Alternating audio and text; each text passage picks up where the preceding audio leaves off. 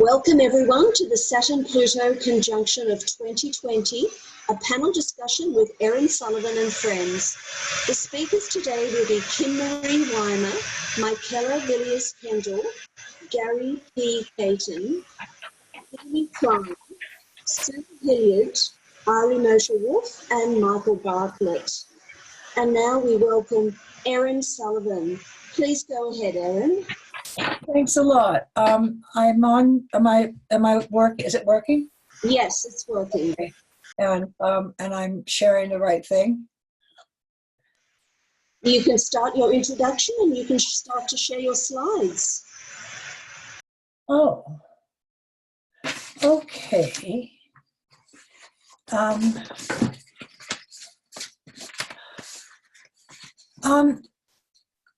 dear. I just put I just hit share and it came to this. Oh. Fantastic. We can see them. Now, can I get rid of this clock with the data and everything? Yes, don't worry. I'm fine. I've got it together. I mean, I sort of. Anyway, as well as I have got it together, as anyone could, with Saturn conjunct Pluto in the heavens. And I was sitting outside last night. It was a beautiful, perfect full moon. And of course, I don't have the vision to see. I could see Saturn, which is hanging high in the sky, and but I couldn't see Pluto. But then isn't that typical, really? Because with Saturn, what we often feel is a sense of real positive structural, sort of ethos in that, both within ourselves and within the air around us. And Saturn is not all about sort of devouring his children, as I will also illustrate. And he's not also always about sort of slamming you in jail or being very dark and deep and depressing. All of those things are all very true, but they're part of our psyche. And so this is where I have a problem sometimes with being negative about negativity, if you know what I mean, in the sense that I'm not, a perennial joyous person. I love a good laugh. In fact, I'd much prefer that to a whole lot of other things. And I was born in 1947 in November when Saturn was conjunct Pluto, and it was with Mars. And a very close friend of mine and a very well-known person to you, Howard Susportas, I was born in November of 1947 and he was born in April of 1948. And so I was born with Mars, Saturn, and Pluto conjunct. And then Mars went retrograde, and then it went back direct. And then when he was born in 6 months later, he had Mars, Saturn, Pluto conjunct as well. And so we both had this sort of vicious cycle in our lives. And we always used to love to just have the most hilarious times about the most darkest things, simply because we didn't really find it very scary. We didn't like to be scared people. We did different things together that were, other people would probably think were pretty threatening. I mean, as far as going places and being in certain situations and so on. So it's at the same time, sharing them together. But the fact is that, if we want to get right down into the very nub of Saturn and Pluto, we will in the course of the 2 hours that we're going to be together. And there's several of us that have, I think, quite a lot to offer, for sure. I know the speakers in particular and the attendees who are regular and therefore very, very aware of what, our work is about in these videos. But the panel is something entirely new. And it's an opportunity for other people to bring in information that they've done. And I know that they've worked harder than I have, because if I had 10 minutes to say what I had to say, and there were 6 other people doing it too, or that many, I would probably be completely freaked out. Meanwhile, I'm just like sort of freaked out. And, I got caught up, which is not a good idea, but I got very caught up in the horoscopes of the planets, and Saturn and Pluto, and their mythological aspects, which would be natural for me to be interested in it because I'm a classicist, and to me, the origins of Western civilization, did begin, yes, in Mesopotamia, but it was really, really quantified in Greece. And so I wrote here, conscious structuring and ultimate rebirth. Terrific. It all sounds very, very romantic and very exciting. It takes very much time to do this on a global scale. It just simply cannot. It just doesn't, people just don't rise up in mass. Someone has to start it. Somebody in the area or in the world, needs to start something that other people glue themselves to. And that's how we look at Saturn with Pluto. If there's something going on that none of us are aware of, Pluto, so it's hidden, it's recessed, it sits in the back of the mind or in some other place, right? But when Saturn comes in, it actually demands that it give form. So whatever it is, the darkness or the danger, and for instance, this is by the way, this picture is a picture of frozen ice, herbs. Yeah. So it's actually a herb. And I went outside and it was all like sparkling with ice and it was beautiful. And so that's what this photograph is in the middle of the Saturn-Pluto conjunction. It's sort of like, it's so cold out that this snap freeze created crystals all over this herb. And so from there, and this one I showed last time. Have I not got my, I don't have my slideshow on. Thanks for telling me. You probably didn't even know. Anyway, this I showed last time. Now, the reason I'm showing it now is not because I'm still hung up in the 60s. I'm not. I'm hung up in the 70s, which is what I am. And so, but this activity took place between flower children, which we were called freaks. We were like serious, dark, heart hippies. And the dialectic that took place between the cops, who were just standing there going, wow, these people are so beautiful. What are we supposed to do with them? And they're like, and this is the cute girl offering a flower to one. He's going, oh my God, what am I supposed to do? Like I'm supposed to be shooting them or beating them or something. And so during this Saturn opposite Uranus and Pluto in the 60s, mid-60s, was actually full of people who were born under a Saturn-Pluto conjunction, generally speaking, the generation, Saturn-Pluto in Leo. And so that is why I put that one in there, because it's just part of our, and this I showed when I wasn't supposed to, because it went on and on and on seeing this. But quite frankly, the day that they sighted Uranus was the day that the solar system burst open and began to incorporate opportunities for motion and movement. I'm just going to demonstrate a couple of things that Uranus offered. It offered, people opportunities to leave their father's job, for example, and go and build a career of his own. People began to migrate. People changed countries. It was an incredibly inventive period of time during the Uranus sort of 7 years and following thereupon, time of inventiveness. And then we got into what I want to point out with this slide is, to my mind, just absolutely mind-blowing.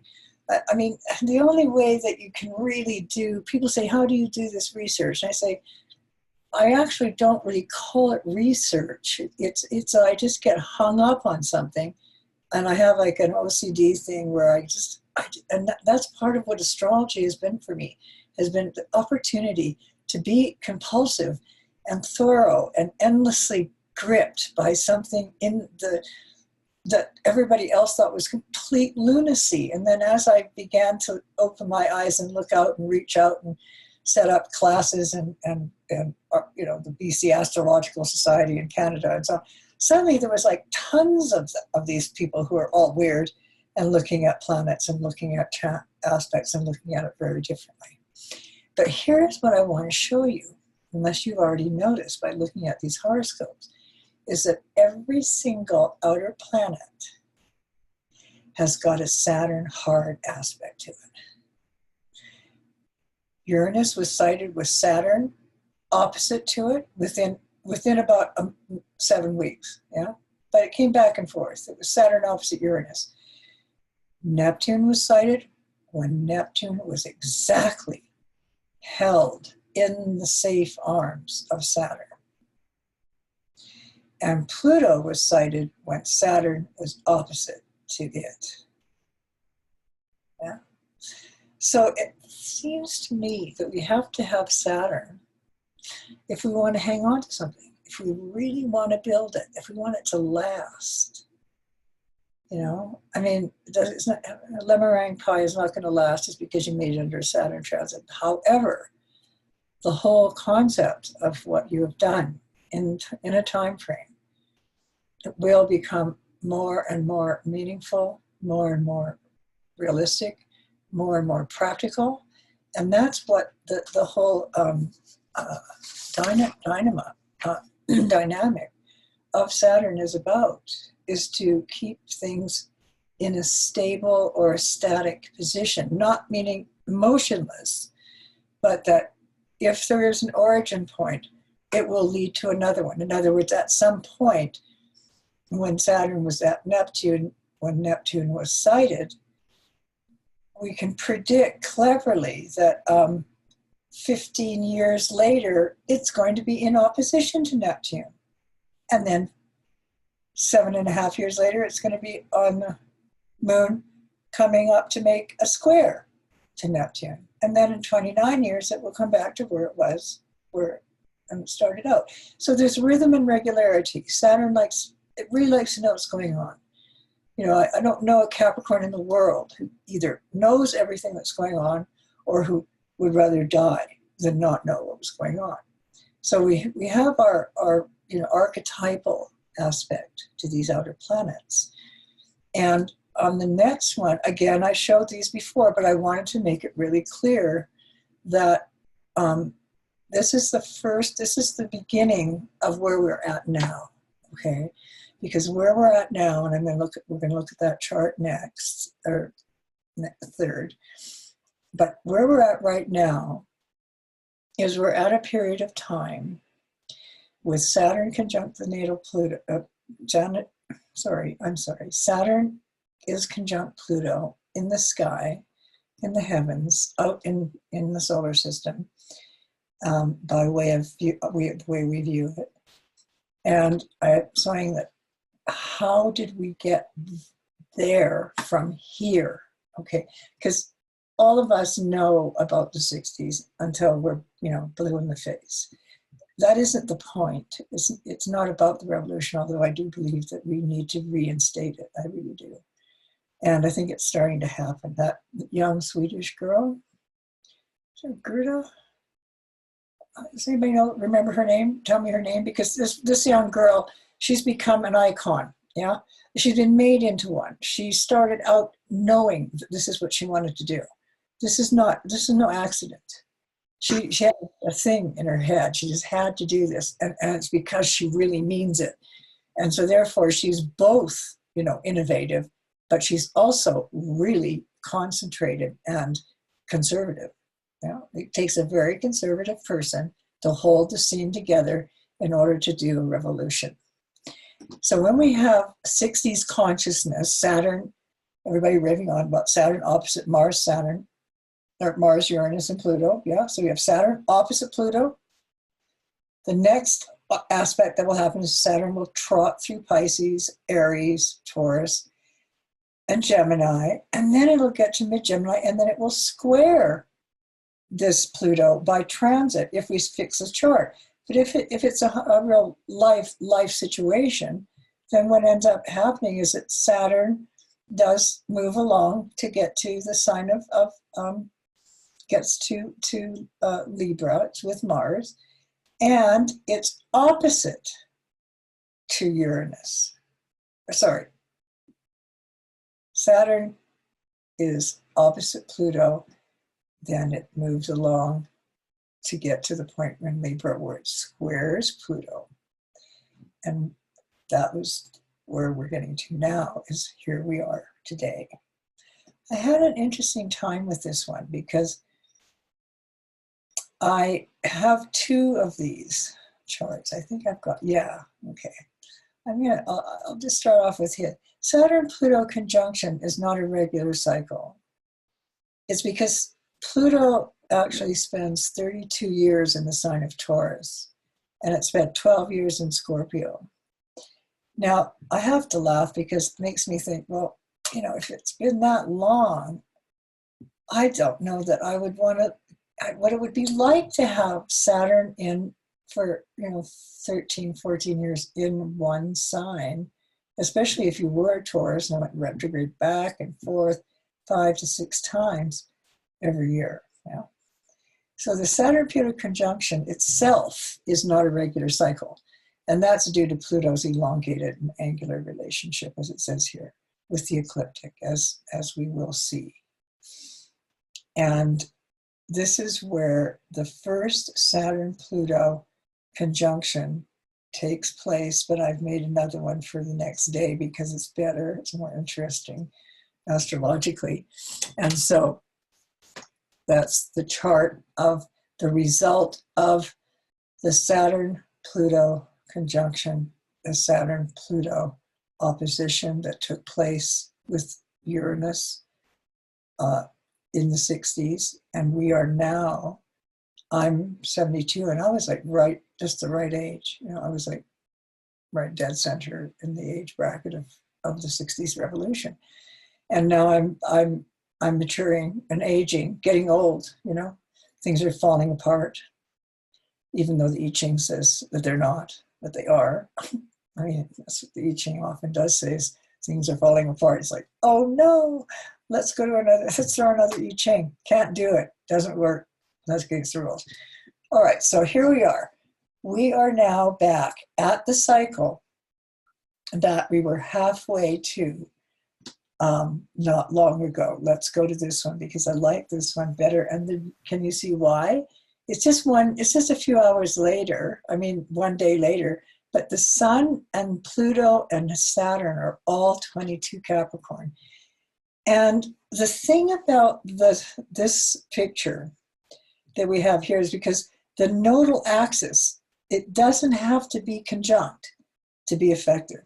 Okay, I often will say that to a client if they have some knowledge, and they'll say, "Oh, but look at it, the Saturn's almost going to be conjunct to my moon," and I'm going, "Well, sometimes a conjunction is a conjunction, and sometimes it's not quite that bad." And but it remains the same. So here we have Sun, Pluto, Saturn, all at 22, 44, 48, and 52 minutes of Capricorn, and the south node is at Capricorn. And so it is on its nodal axis, just like it was when the nodes and the planet line up. You have a cosmic karmic effect. And I don't use that word lightly because I'm too aware of my own karma, of what I have brought with me, what goes before me, what I've passed on. I have kids, I have grandchildren. I'm watching it play out and I'm watching it improve. So, it's not good karma, it's not bad karma, it's just karma. Yeah, it's just, one time Jeff Green and I were having a laugh and he says, yes, yeah, that must have been when karma ran over your dogma. I said, that's great. So somebody made a t-shirt and everybody was wearing it, which is really cool. So yeah. Would it be okay to move to our first speaker and you can come back and read this? All right, I'll leave this then. I just want to make sure that if you can share, it's the red button at the top of the screen. Stop share, okay. And now over to Kim Marie. Kim Marie Weimer, welcome. Hi, I'm Kim Marie. She's on mute. All right, I'm unmuted. Give me just a moment as I figure this out and share my PowerPoint. I have time. Okay, all right, we did it. All right. Oh, my son, beautiful. You know what? Let me say this, please. I have been telling people that now I'm 72. I have a year life as a septile. Yeah. Yes, yes. My Yeah, progressed sun is 72 degrees from my natal sun. So life as a septile. Go ahead. Sorry. Yeah. So No worries. No worries. I'm gonna go through some slides real fast. Hi, Erin. Hi, everybody at EA Zoom. I'll go through some slides real fast, and then we'll have a little bit of time for discussion. I don't remember how much time I have though. So, Linda, if you can let me know, 5 minutes, is that it? Yeah, 5 or 10 minutes, and then discussion with Erin for another 5 minutes. Sure. Okay. All right. Gotcha. So as you can see on your screen, Uranus is in process of making biseptiles to Pluto. And the joke is by what? And so you can see septiles are the harmonics of the number 7, the visual on your lower right screen. It's the circle divided by 7. Which works out to be 51 degrees, 25 minutes. So here are the dates that Uranus is making these waxing biseptiles. And when Erin had her last talk with everybody, it was November 14th, which was the exact date of the middle of the 7 biseptiles. And the point I want to make is that these aspects are just as strong as the first quarter squares. You know, it's hard to follow Mercury making a biseptile to Venus, but when we have these slow outer moving planets that we're discussing here, you can see with these 7 aspects, we've got some time to observe this and see how it's happening in our world. Here's a visual to show you where the 7 aspects are in their phases. You'll have this to refer to if you want. Here's another visual that I made if we would put Pluto, say, at 0 degrees, and for instance, back to its 1965-66 conjunctions with Uranus. We all remember when it made those first quarter squares in 2012-15. Well, here it is right now at 102.50 from Pluto, back and forth 7 times before eventually we'll have the waxing trines in Gemini Aquarius. And so this biseptile is within that first quarter phase, that crises in action. If you notice the blue on your screen, there's 2 key words with all septiles.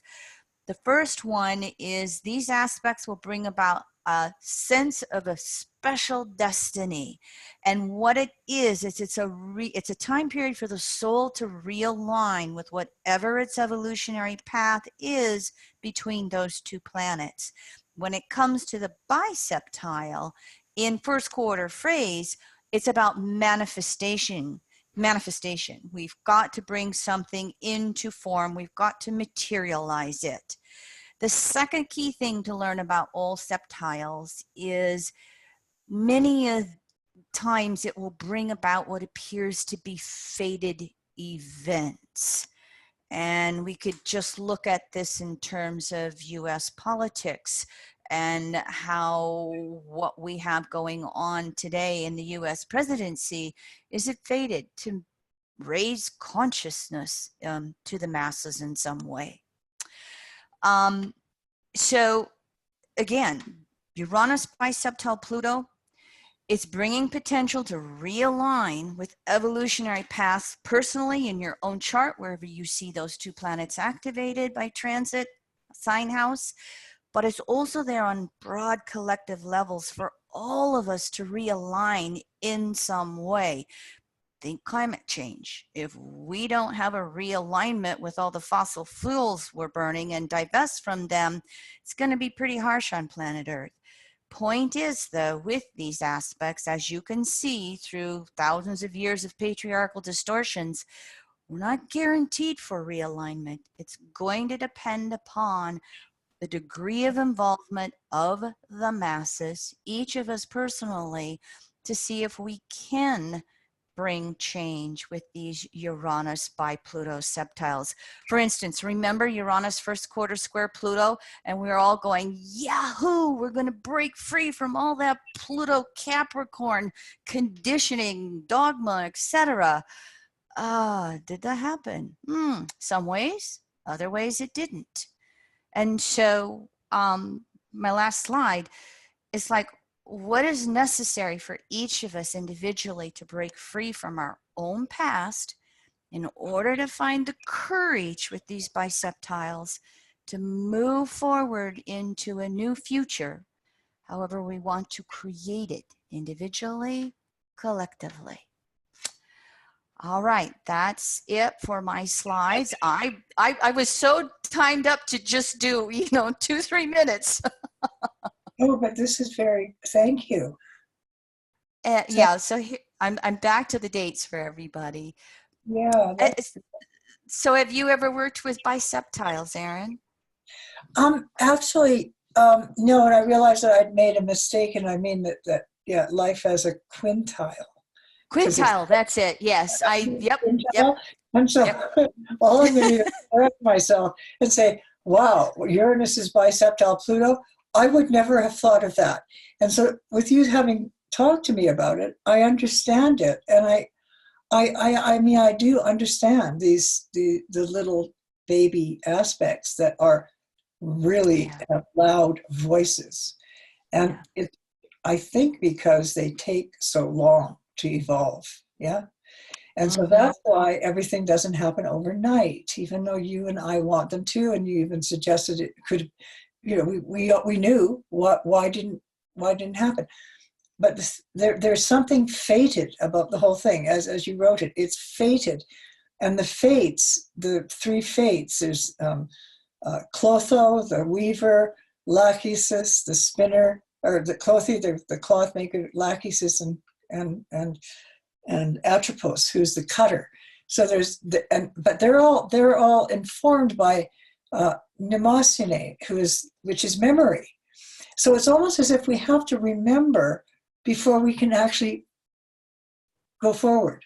So and that's where our work in astrology is so phenomenal, is that we actually do have the capacity to, in some hardcore way, go back and do the back work. See if we can, through that consciousness, when you show the historical aspect, which isn't tremendously, hugely historical back to 2018, but I bet if somebody took this and went further, and I'm sure you have, otherwise you wouldn't be able to speak so lucidly. I think that this adjustment that has to take place, I think it's actually going to be much more difficult than any of us idealists really would like to think. I think of it and do not, I always put this preface in, I don't mean to hurt anybody. Let's put it that nice little way. But I am not a fan of Donald Trump. And so as I've been pondering, as I've been pondering, in the same room with all of these people. I know. Oh, you know how you get your comments in social media, When I've been pondering this aspect and I'm thinking, in the collective, is it somehow fated that we have to have these Donald Trumps and Boris Johnsons of the world to help us wake up? I think so. Yeah. Say, I don't want to go down this Pluto and Capricorn patriarchal road anymore. So, well, we've got a little ways to go yet. And, it's definitely because it's only midway through the cycle. But you see, what you've done for me is you've saved me a bunch of time, because not one of us has the time to know everything. I know that sounds odd, but I don't. And so I'm actually now seeing proof on yet again another level astrologically of what I know to be true, and that is that it takes a hell of a long time, and it takes quite often tragedy for it to change. I mean, real tragedy.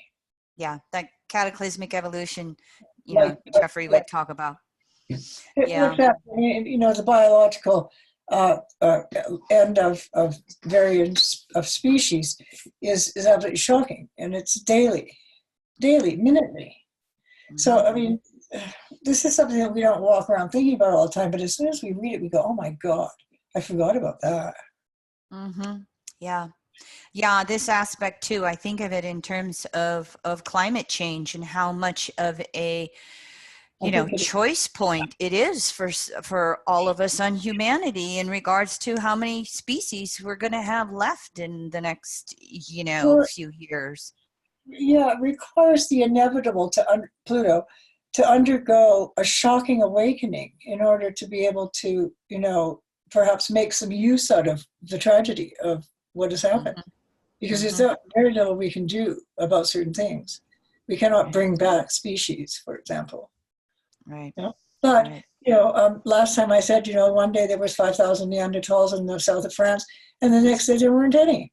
So, you know, there's a certain something that we just have to come to terms with. And I think philosophically, that's going to be most important for people like us, is that we can live with ourselves. Yeah, yeah, exactly. I also think that the fact that, you know, all of these aspects are taking place in two signs of the earth element, it also adds to the theme of climate change and literally survival on planet Earth, and what is Earth physically going to look like as we keep going. Well, I know, and I mean, we were pretty outraged back in the 1960s, knowing full well what was coming, and now we're outraged because we've seen it come and go, and now we've got yet again more of it coming.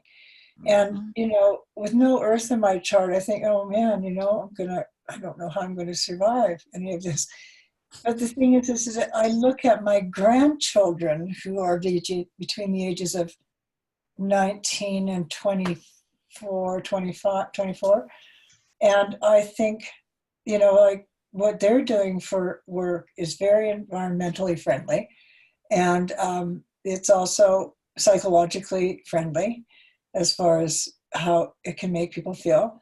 And I think that there's a lot of positives that can come out of these biseptiles and these odd, weird little aspects, you know, or I should say, aspects, the angular relationship, 102 degrees, 50 minutes, that starts getting really kind of woo-woo.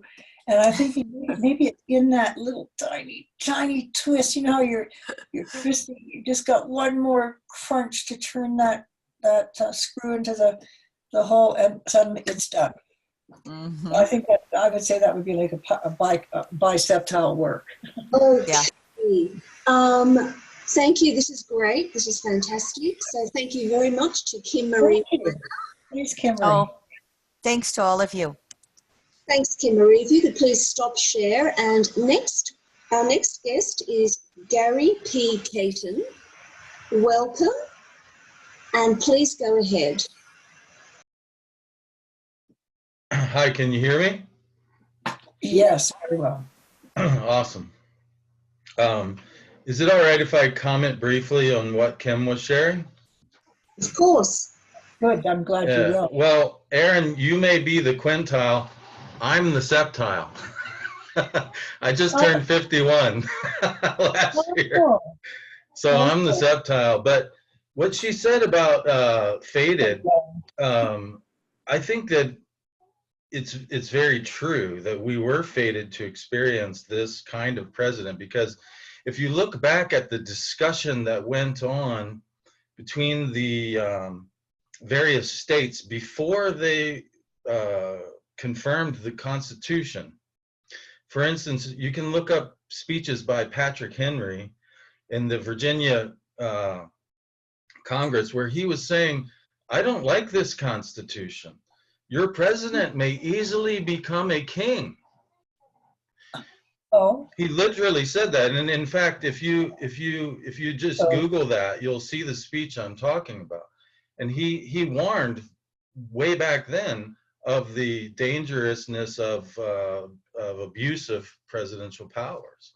So I think it's true that we were fated to see that, because certain people saw it even back then. And if they could see it then of course we were fated to experience that by going down that path, you know.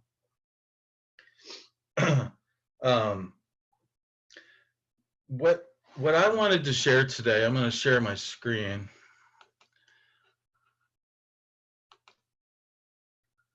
Here we go. What I wanted to, can you see that? Yes. All right. What I wanted to share today, not so much, I don't have any definitive conclusions, but I do have some ideas that I want to share with people, and maybe that's really my hope, is that just to turn people on to some new ideas regarding this whole thing, or a new way of looking at it, and see, you know, maybe that will be something that people can come up with their own ideas about. But this is a graph of the latitudinal ranges for the various planets. Now, so the ecliptic plane is the path of the Earth around the sun, right? It is literally the orbit of the Earth around the sun. Now, we see it as the path of the Earth through the sky, or the path of the sun through the sky. That's what we see it as. But it is literally the Earth's orbit around the sun. Now, our solar system has evolved through entropy, the law of entropy, it's evolved to the lowest energy state, which is a disk.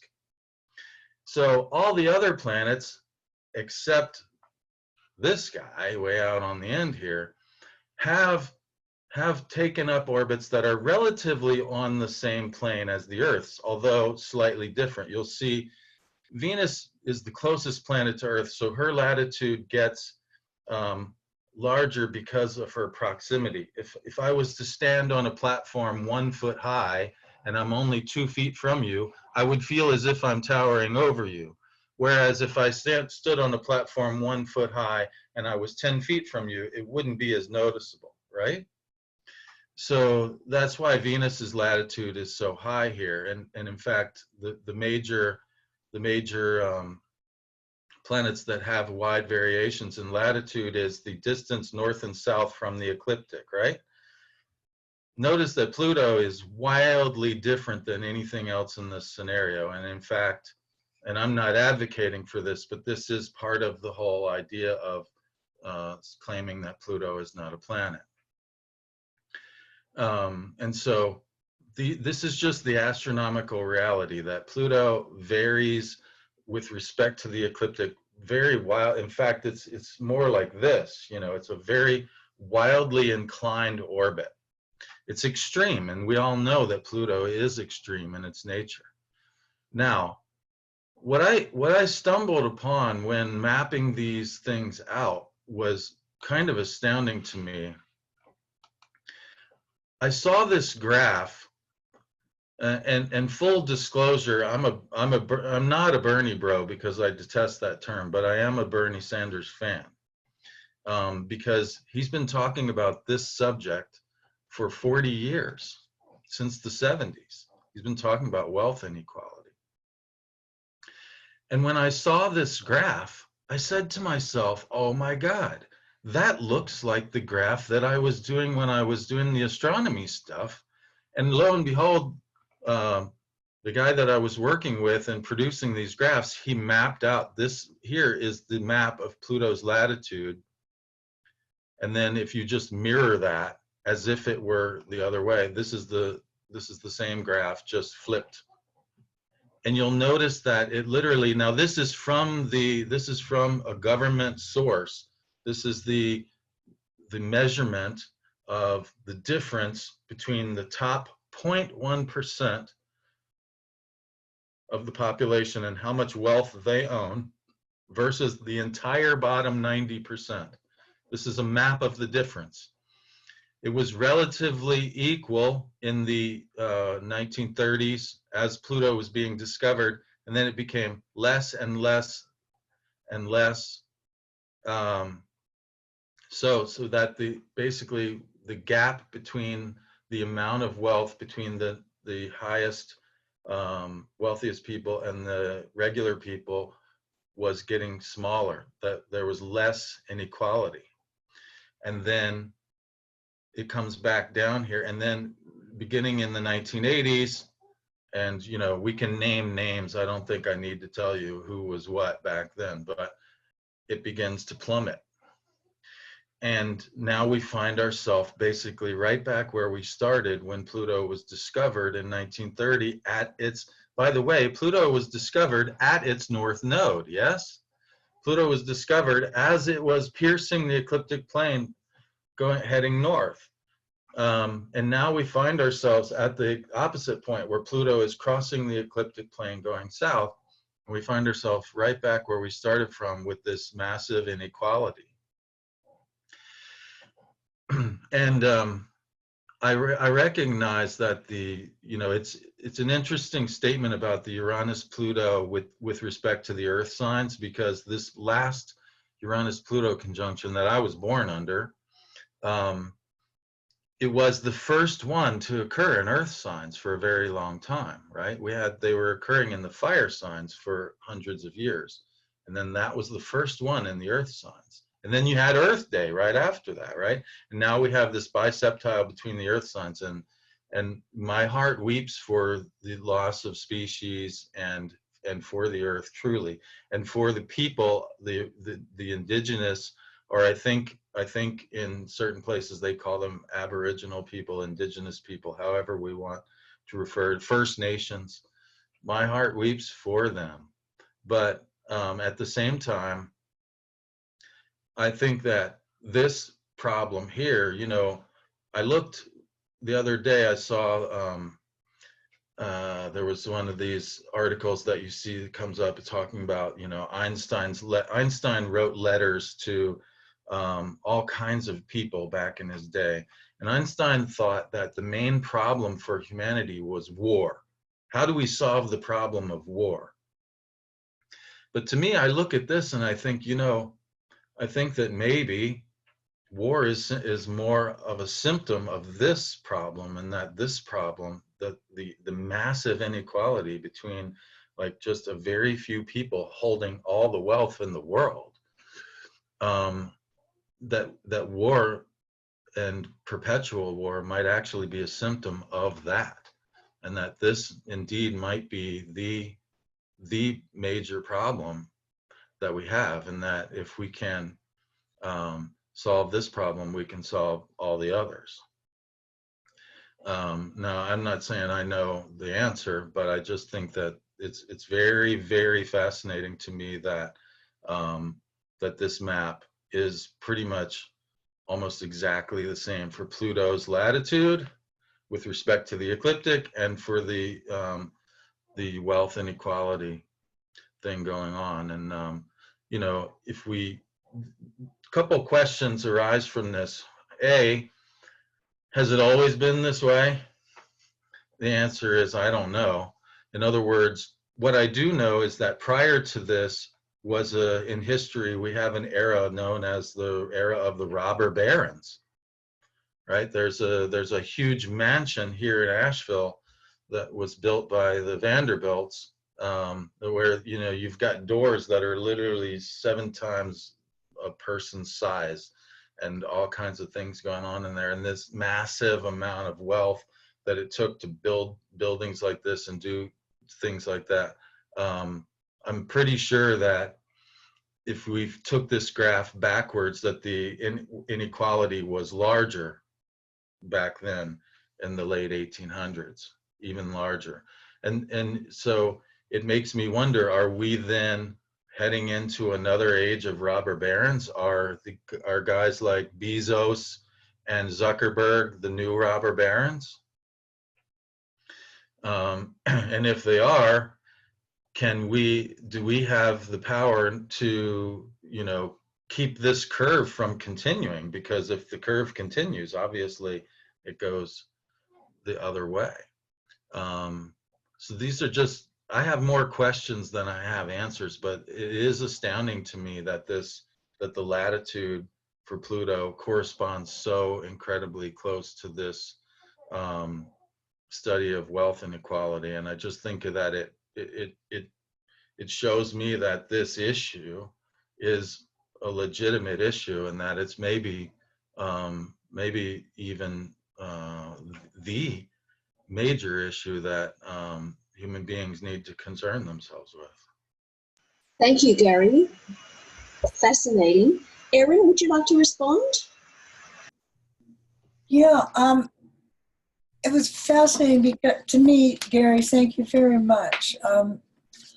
It was really amazing because it brought back the whole idea about this business of the origins of things, whether it's planetary discoveries, which is not the origin of the planet, and the origins of depression in the economical and the social world, and the problems that we're now facing, reaching a cyclic relationship with each other that have very weird relationship diagrammatically with astrology. And of course, I mean, I would think that, wouldn't I? And I'm sure that we all do. But the thing that's really starting to come clear with people's focus and interest is on the minutiae that is necessary to see that which cannot be seen otherwise. Now, that's one thing that a microscope will do, but it's also another thing that astrology will do. And if you get obsessive enough and anal enough, and you really get at it, and and then you're going to find out stuff that nobody else has found out before, or you're going to find a relationship between something that nobody else has noticed before, which to me is even more interesting than something that's never been found before. But to find resonance, if you will. Rupert Sheldrake is a person that I know fairly well, and I call him Rupert Resonance because he's always going on and on about how the cat will be waiting for you at the door, and it's true. Every time you drive up the driveway, they know you're coming. Yeah, and the dog is like wetting itself, twirling around on this when you're not even up the driveway yet. So this fish here that I'm looking at on the screen is very interesting because it's swimming along with I guess, are the red and the blue related to the parties of the United States? Well, that's probably an unfortunate choice of color. No, the red would be, well, I mean, we can speculate, but the red would be the uber rich, the 0.1% people who have absolutely billionaires, right? And then the blue would be the regular people who have, basically nothing. Yes. In fact, for most people, their wealth is measured in negative terms. They have more debt than they have stuff. Yeah. Yeah, that is absolutely true. And these are the things that we're facing, aren't we, Gary, with Saturn Pluto coming together again in an aspect which also enhanced by being upon its own nodes. And the signs, with Saturn, Pluto, and Capricorn, and the South and North node being Cancer, Capricorn. Yeah. So what we're seeing here is, what your diagram is, and the other one prior to that, what it manifests for me is nothing proves anything, okay, especially to a Scorpio, but images tell me everything. And when I see something like this, I just go, I get it. I get it. I see it. And not that I didn't know about it, but I think that the amount of work that you've put into this, and that people have put into creating understanding of the darkness of these Saturn Pluto cycles and what they bring to awareness. Okay, it's not that the Saturn and Pluto are horrible, as you'll see. It's that they come together in cycles to point out things that have gone awry, yeah, and that are threatening, yeah, and that make people depressed and cause them to experience a great deal of dissonance, cognitive dissonance, if you will, to the entire situation in which we are now existing. And so, just a little picture, it's worth, at least 150 words. Thanks. I'm glad you got something out of it. Yeah, I just, I think about what Ken Marie brought up, and that we were fated to have this president at this time. And I hear, you know, when Trump got elected, a lot of people were saying, "Not my president," you know. And I thought to myself, well, since when have any of them been my president? Like, they're all rich people. There's never been a working class president, ever. When was any of them my president? That's right. Like out here in New Mexico, Bernie Sanders has a big draw. You know, like, my kids go and they take their kids, and it's like, oh boy, you know, it's so we have, yeah. There's some meeting that needs to be met. Okay, so yeah, I don't know. I mean, I don't know if the answer is to what classically what they say, vote with your feet, like refuse to participate in a corrupt system, whether that be Amazon or the U.S. election system or various things. I mean, that's for people, individual people, to decide for themselves. But yeah, I mean, it is a shocking kind of you know, understanding that this graph brings, and so I just wanted to share it with people. And I appreciate the opportunity. Well, thank you, because it shows that everything has an origin, yeah, and that there is always a peak, and then there's always a coming together again. And so it's been, you know, it's been very nice. Thank you so much for your offering. Yes, ma'am. You're welcome. Thanks for having me. Yes, thank you, Gary, and thank you so much. That was fascinating. So now let's move on to Ari Moshe Wolfe. Welcome, Ari. Please go ahead. Sorry. Oh, no. I thought I was, okay, never mind. Sorry, I've done something. Am I gone? You're still here. We're waiting for Ari Moshe to unmute. I see. I'm sorry. My speaker wasn't on. Can you hear me now? Yes. Go ahead. Okay, good. All right. Hello, everyone. The piece that I want to focus on right now is an appreciation for something that often goes under mist. In fact, it either goes under mist or it's given such an extreme emphasis that it's almost inaccessible. And that's just this notion that the entire world lives inside of us. And some of the things that we often forget about when we see the injustice and when we see the pain, we see the way that we're creating this world and hurting one another, hurting resources, and living in a way of disrespect to what is natural. It's profoundly easy to give our attention to primarily the level of fixing it, dealing with it, making changes, pointing out the bad guys, you know, praising the good guys, praising the good behavior, looking down upon negative behavior, right? You know, so at this day and age, there's a certain social awareness of, you know, what's not acceptable anymore. And this relates to how a person might speak, the way they might talk about different people from different races or different gender identities, different cultures. And what's also not acceptable is, you know, how a person might treat the earth. It's not acceptable in the Western culture to litter, right? But what is acceptable? Lots of plastic, right? You know, you can buy packaging, you can buy as much of that stuff you want, but as long as you recycle it, then it's okay. And I'm giving this point because 30 years ago, there's an entirely different standard. And 30 years before then, there was an entirely different standard. You know, using pesticides wasn't collectively seen as necessarily a harmful thing for the earth, and now it is. And so there's a tendency at every generation,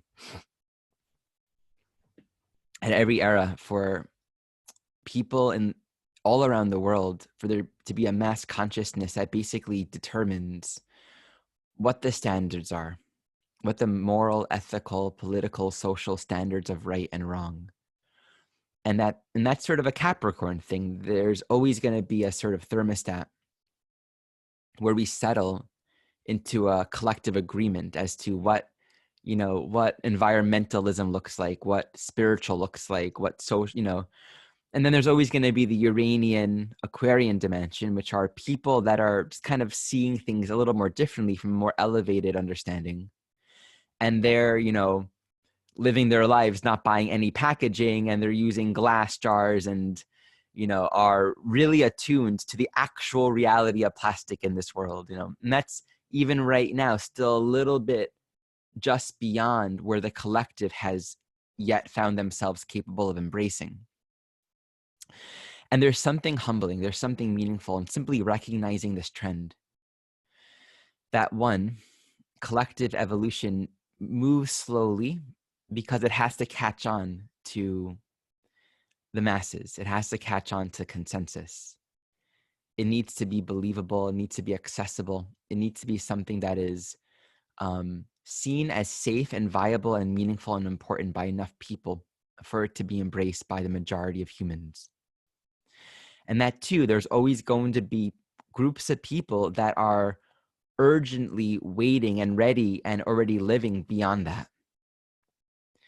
But it's humbling to recognize that, because it's very easy for us to become identified at any moment, in any generation, wherever we might incarnate, right? If we're going to incarnate in this day and age, or in 30 years from now, or in 30 years before now, it's so easy to become identified by the current cultural mythos and the cultural story of right and wrong and appropriate, not appropriate, all of those things, that we can actually become so conditioned and identified with the current times that we forget a more fundamental truth that actually has nothing to do with generations, has nothing to do with eras and cultural trends and what the masses are ready to accept at any particular time.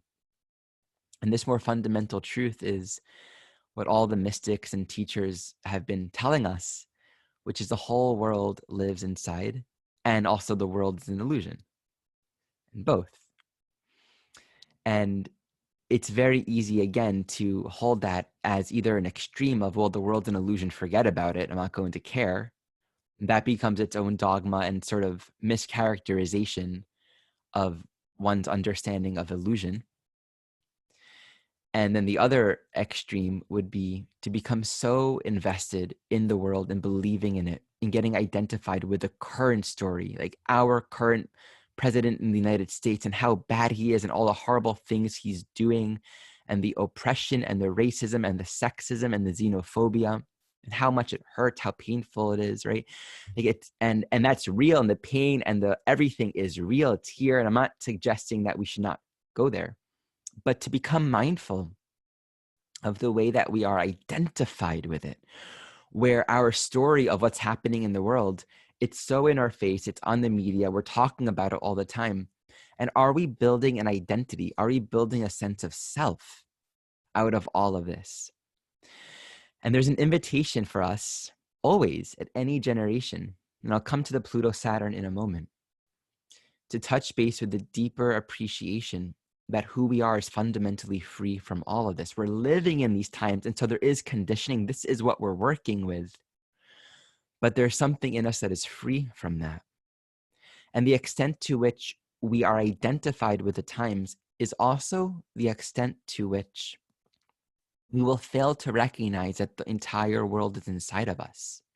We will only see Donald Trump as Donald Trump. We will only see pollution as an external phenomena. I teach an after school Hebrew school program for children.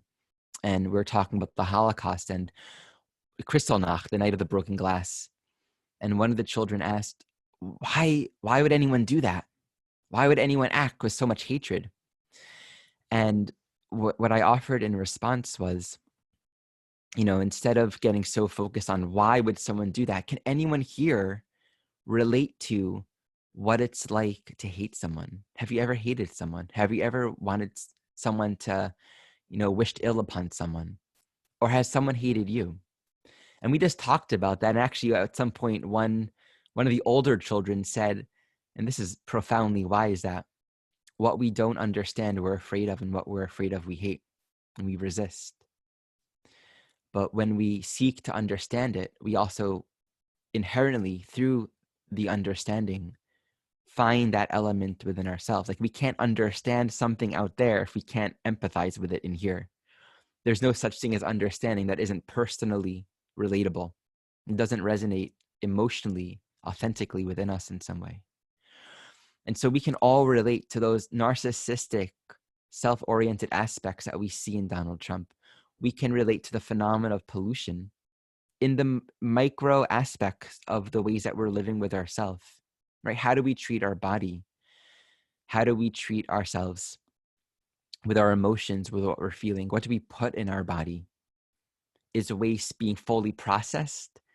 Is it, digesting and eliminating? Or someone was speaking earlier about the phenomena of having so much.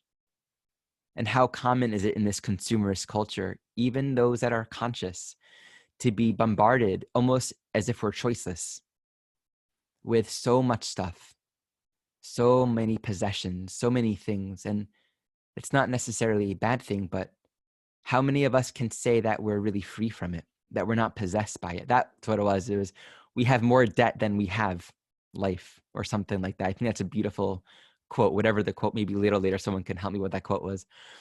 And we become so entrapped and enslaved by the physicality of our lives that the energy doesn't flow and we become stagnated. And so this is such a big teaching, I feel, for any strong Capricorn, especially Pluto, Saturn cycle.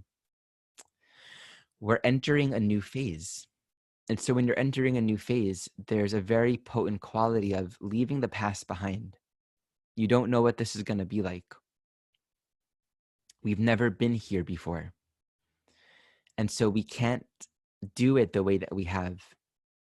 I'm about to greet my daughter, who is soon to be born into this world, any day now, which is why I'm not really going to be able to stay on this call very long, because I got a lot of things to do.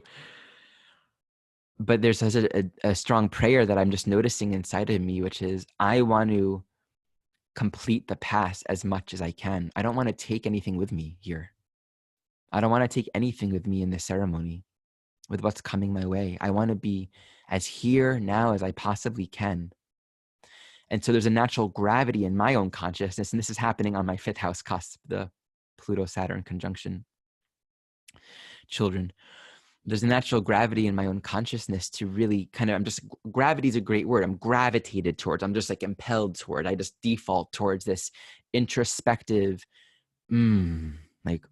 where is there something that's not moving? And it's just like the timing of my life is calling for that. And I think this is in the collective for all of us, right? This is what I'm noticing right now as it's manifesting in this moment in time. But when we really recognize almost like the gravity and the seriousness, the realness of our life and the preciousness of this human experience, I'm blessed that a daughter coming into my world is really showing me that. I don't think it's necessary to have a daughter to realize these things, but I've been noticing that she is bringing this awareness to me of how earnestly I desire to leave the past behind. And so to reuse, reduce, recycle, clarify, simplify, align, heal, and work on the elements that are out of alignment within me. And then just like all these people, things, possessions, elements in my life, social, physical, psychological, everything is like deal. And it's a very beautiful warrior stance. Chiron right now is going direct.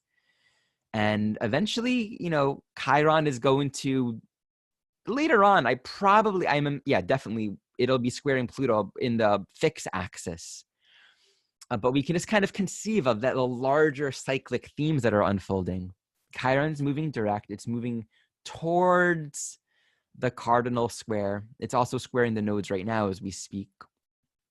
So there is, in fact, a very strong calling right now to embrace that decisiveness, that warrior quality. And of course, it's never about it feeling good or it being easy. It's incredibly vulnerable and tender. So that's the teaching that I want to offer for us today, that there is more wellness, more grace, more ease, more peace, more true healing, I find, when we orient our reality not so much from the place of what's happening in the world, how can I fix it, how can I change it, or the judgments we have about it, but to also be earnestly devoted to looking at our own conditioning. Because our essential self, our true self, is not conditioned. And a part of this life journey is just working within time and space, working within structure I to remember unravel. Yeah. your sound is really distorted. Oh, it is not okay? Okay, well, Just how about now? No, it sounds the same. You'll hear it on the recording anyway, but How about now? oh well, Sorry, we're still getting your message. I can still hear it through this. Okay. I just changed the settings. Is it any better? no. Well, then I'll leave it there. Thank you, everyone. Thank you, Ari Moshe. Thank you. Ari Moshe. Erin, would you like to go back to your slides, or? Well, I'd like just a couple of words. I mean, everyone has just been beautifully aligned very differently, which is perfect, yeah, for what we're doing. And I guess the thing that I wanted to do, if I were to find how, okay, slide.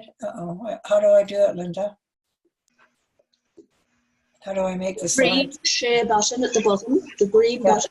I have, and it doesn't, it just brings And now up. click on your PowerPoint. Thank you.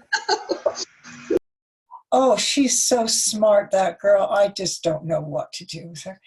Anyway, I'm going to move. Okay, I need to move us.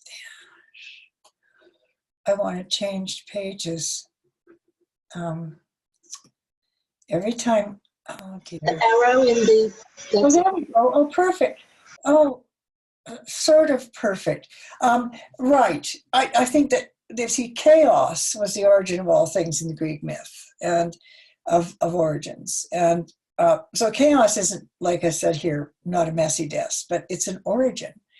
And it's where we come from. We come from a great potential, something hugely, massively beyond, order.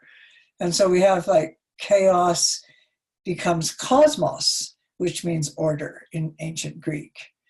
And so chaos is afeminine, non-masculine, non-feminine. It just is what it is. It's a great cloud of possibility and potential. So here we have, just talking here, listening to people with a great deal of potential. I think a bottom line being that it's very important to realize that we can eat our own children. And I'm, particularly sensitive to Ari because it's very important that we recognize that we are capable of devouring our own creativity. Yeah.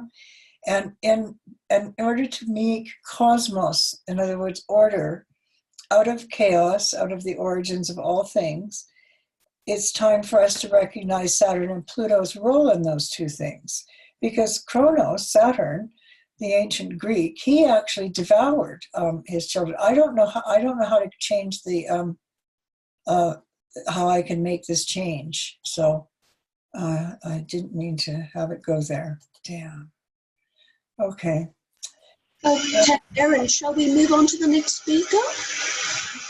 Sure. Are you sure?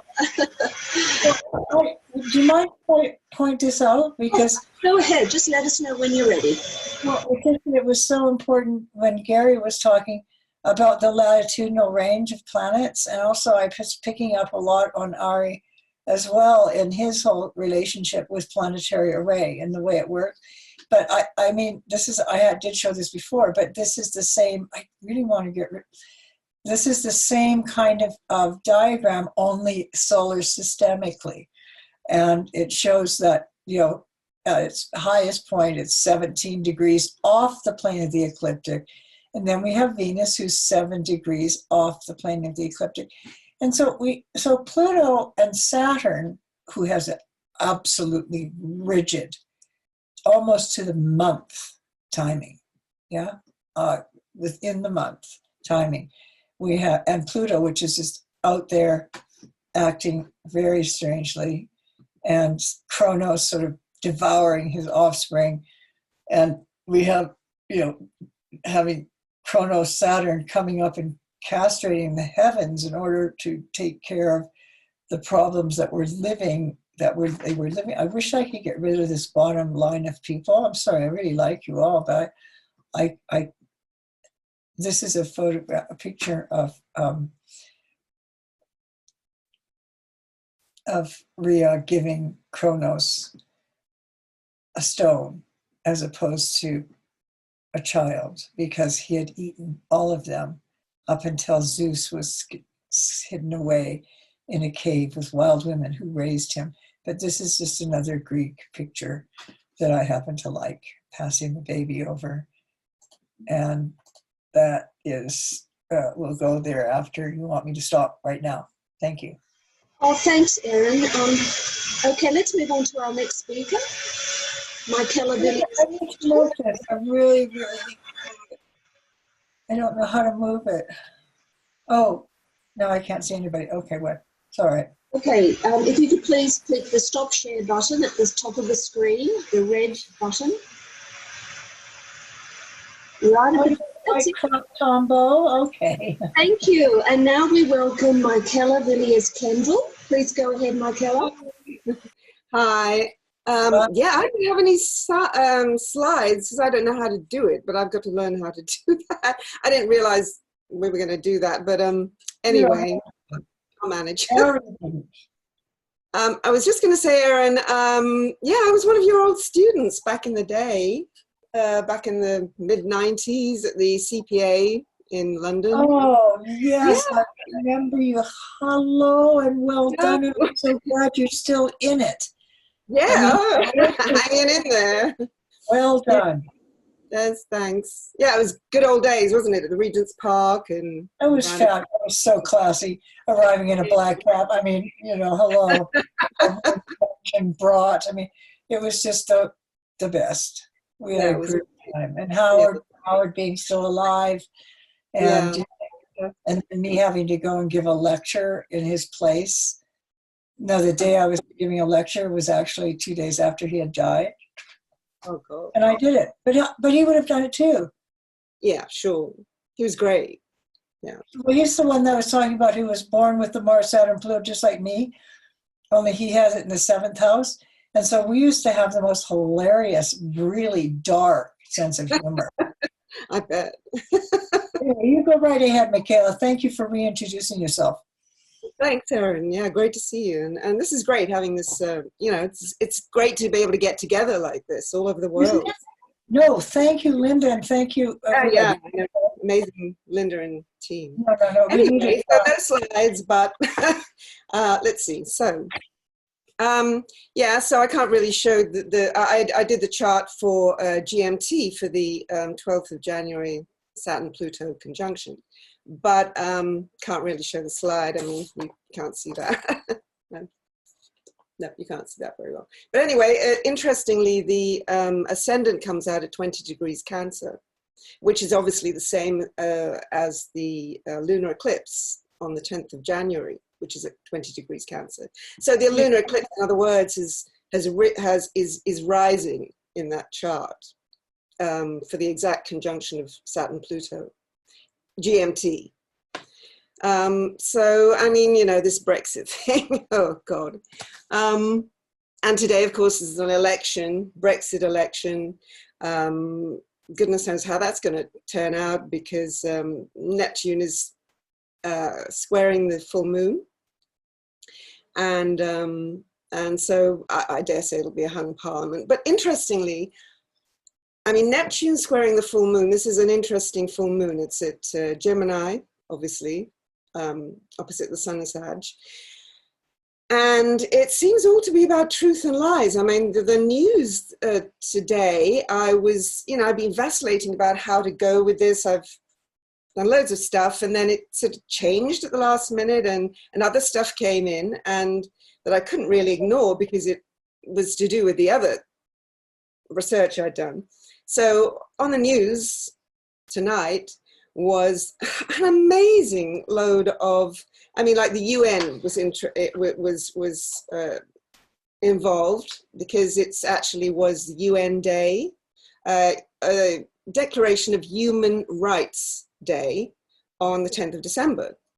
And today, on the news was the genocides in Burma, which have gone to The Hague. I don't know if you've seen it, but what's her name? I've got it here. Hold on. Anyway, the head of Burma. There was a very good article actually on Sky, which I printed out. But the Rohingya massacres, genocides, which have been actually going on since 2012, but they increased in 2017. But it turns out they've been persecuted for years, since 91. But what I didn't realize, and what's interesting about this Saturn-Pluto conjunction, is if you look back in time at the other conjunctions and the squares, in fact, through at least the 20th century, and this is a very pivotal century, obviously, yeah, pivotal century. Esoteric astrology says that we are actually in the transition point, in like the darkest hour between the Pisces age and the Aquarian age. They say it's a 200-year period. That was Alice Bailey, and with the Tibetan. And actually, there's a really good book by Alan Oken, Soul-Centered Astrology, which I have had on my shelf for 25 years. I actually was lucky enough with a friend to go on a weekend with him, and he was a personal friend of hers, and he signed it. He signed my book.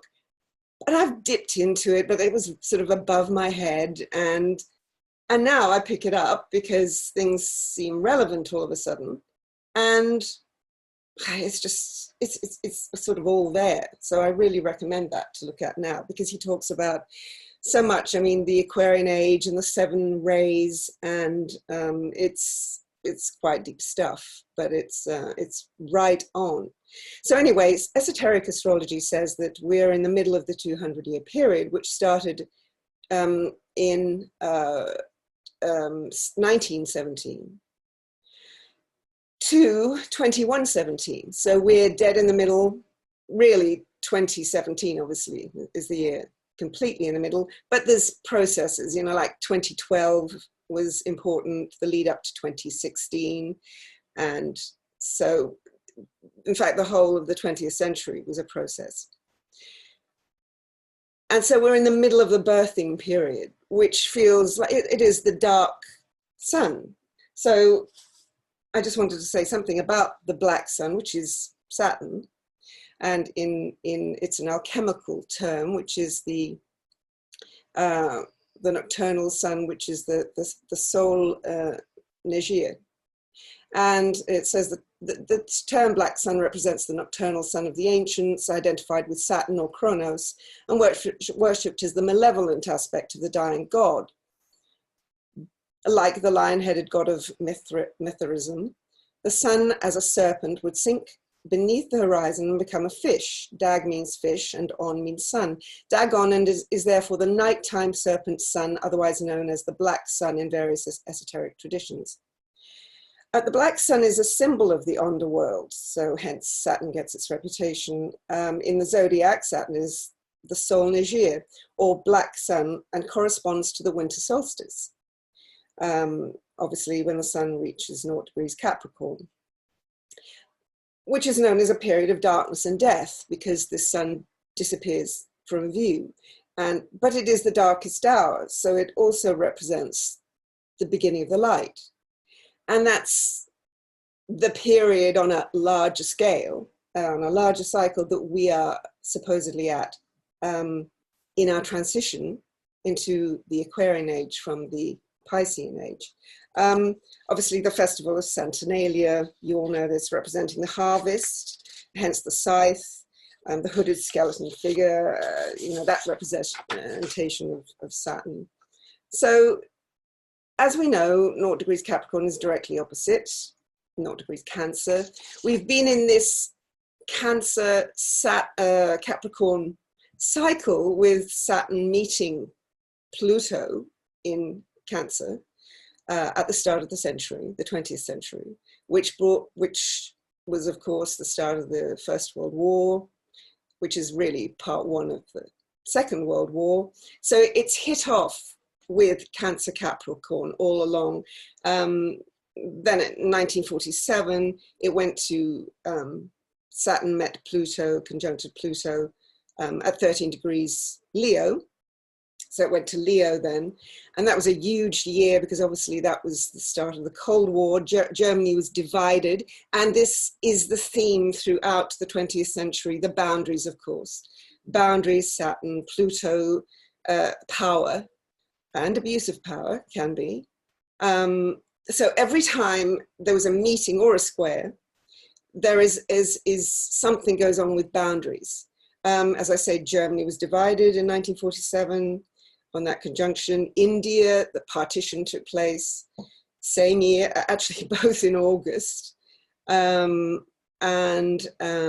also Israel, of course, Palestine was divided. Partition happened then, November. So that was a huge pivotal year. And 13 degrees Leo, of course, is the planetary nodes come into that as well, which I haven't time to talk about, but you know, Jeffrey Wolfe Green talks about the planetary nodes. And you know, anytime the planetary nodes are hit, and particularly this Aquarius Leo, which is actually Neptune's planetary nodes, then there's a huge transition. And we're obviously heading for Pluto going into Aquarius in a few years' time. But anyway, we're at this part of the cycle now. And this comes up again. So on the news in Burma, as I say, the Rohingya have the Declaration of Human Rights has come up because they are Burma is accused. Burma is now it's May or something. May. I don't know. My notes are going everywhere as usual. Oh yeah. Okay. So what happened with Burma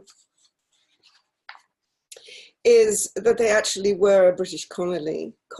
They were colonized by the British. Now you're getting Britain come up again with the boundaries, and boundaries is doing boundaries and Brexit and Trump and the wall and Trump and abuse of power. You're getting all this theme, and we're being shown as the process goes to, we're heading now for the conjunction and the eclipse. So it's all coming up, what it's all about. And it's all about abuse of power. It's all about boundaries. It's all about the past and how we've got there and how we've unconsciously got there, how our shadow, as Jung said, our collective shadow and our individual shadow, which is, Ari was saying, it's the same thing, basically. But one reflects the other, to, fro, back, forth. And so you learn, you're informed from the collective, what happens collectively. You're informed individually. What happens to individually informs you collectively, and so on. Anyway, so this article says about, well, in Burma, what happened when the British left, and they left in after the war. So they left, and the borders were formed in that area, and their part, the Rohingya's part, was lost, really. Burma sort of absorbed them, but they became stateless eventually. They were made to be non-existent. And in the recent years, 2012 onwards, they've been actually massacred. Terrible business.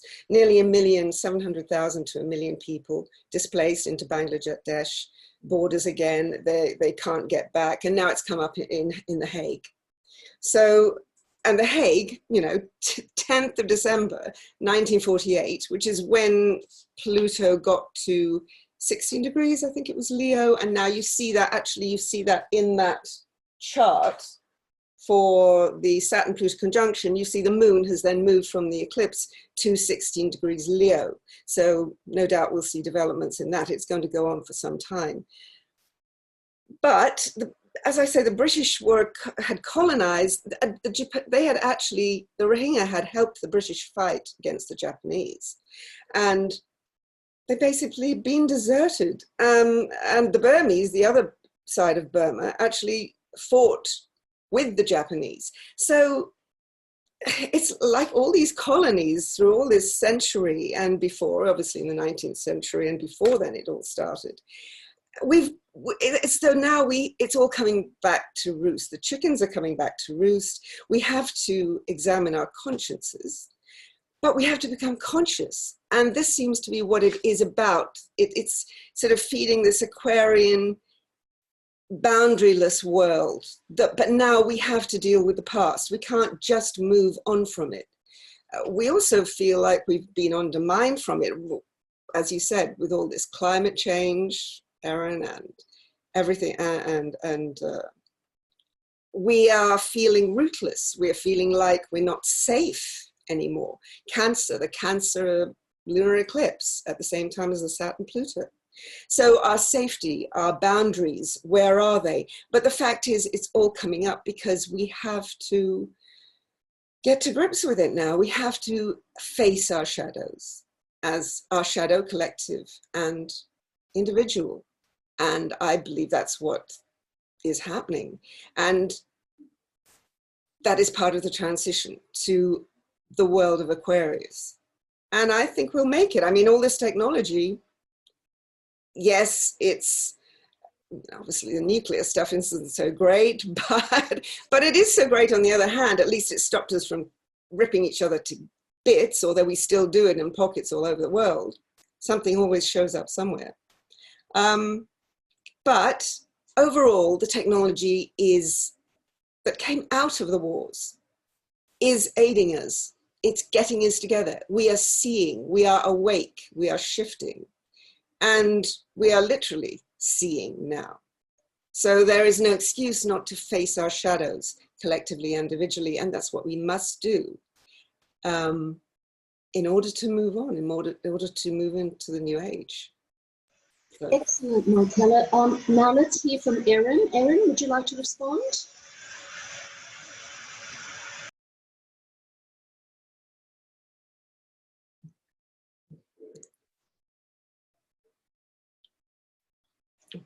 I was talking away to myself. I'm terribly sorry. Anyway, I'll begin again. Thank you very much for what you were doing. I was really enchanted by parts of that, what you were talking about with the collective and the personal. But I wanted to, is it possible for me to just show you a couple more pictures? Of course. Because I'm very interested in, in what Michael is about to say. I'm trying to get my, there. All right. Remember, the thing that I think my hopes are little bits and pieces of unintegrated but then integrated talk is all about the fact that Pluto is connected to every single discovery, every single magnification of a global event, whether it's a sighting, whether it's a discovery, whatever it is. But look at this. This is a picture of Clyde Tombaugh. I mean, I love making a joke. This is a typical scientist. Don't you think he's darling? I mean, he is perfect.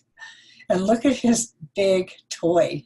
And look at the moon and Pluto together when he's in Gemini in his home house with all those planets in Aquarius. This is his chart. I mean, it's a sunrise chart. So we can say that the moon might have moved 7 degrees on either side. It doesn't matter. It's a moon-Pluto conjunction in Gemini of mind. And and he comes to Arizona to discover Pluto. And I thought that was just such a fantastic connection. And the second one brings me to a very important part of what he's doing, and I hope I'm doing the right thing.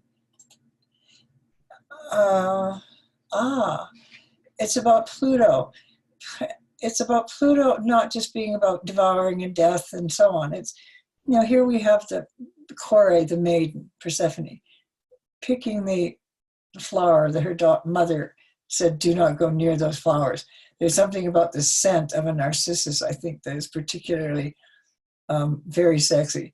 And then she spends 6 months, 4 months out of the year under the ground with Hermes and ready always to escort her to and fro. And she comes home every several months in order to be able to reinstate the world into spring and to bring fruition. So Pluto isn't about death, all about death. It's all about being able to experience the complete and utter, if you will, annihilation, which is different. To annihilate is to stop breathing. It's like we just don't, can't take it in. We need to understand that the annihilation of values and systems takes place on a very constant level since the beginning of time. One of my great teachers of philosophy and so on, Morris Berman, he was hilarious. He was always on about the, how meaningless meaning was, yeah? And it's that kind of tempting thing. And I'm going to move ahead here because it's really about Persephone and Demeter as the feminine function for Pluto, who we're talking about today. It's about a Saturn Pluto conjunction. And, there are dates that you can look up and find when they've been. I've got them all written down if anybody needs them. When they've been conjunct, and they've been very, very significantly involved in very important rituals. And, Kronos is about not eating your own children, even though he ate all of them except Zeus, who then, and then he comes to the place where that fellow with the long, thin legs and the wonderful, what's it called? Not by microscope, sorry, into the heart of darkness. I think that this is really true. I mean, I got there's several renditions of this heart that was noted by everyone when Pluto did its flyby. And the beauty of Pluto is its mystery. And life without mystery isn't worth living. And with Saturn coming to conjoin Pluto in a cyclic sense, and people forget that it spends 30 years in Taurus, at least 32 years, and only 12 years in Scorpio, that it elongates so that right now we're getting the Saturn-Pluto conjunction is going to repeat itself 5 times instead of the regular 3, which is most irritating to the person who wrote a book called Retrograde Planets. And in it has to deal with this whole possibility, reality, if you will, that the transit of any planet to Pluto is going to undergo, a very significant change in the way it appears, simply because it is not going to be in the same place. It will not remain as it should be. So with the Saturn-Pluto conjunctions, it's always initiated new horizons. It has always been involved in massive upheavals and overhauls of cultures, of great migrations that have taken place between people. It involves the ending of old ways of thinking that are simply not working anymore.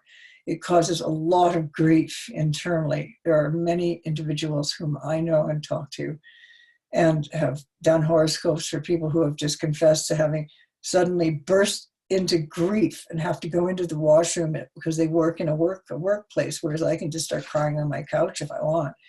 And you're really, really experiencing death and loss and grief in a very, very deep way, but also in a controlled way.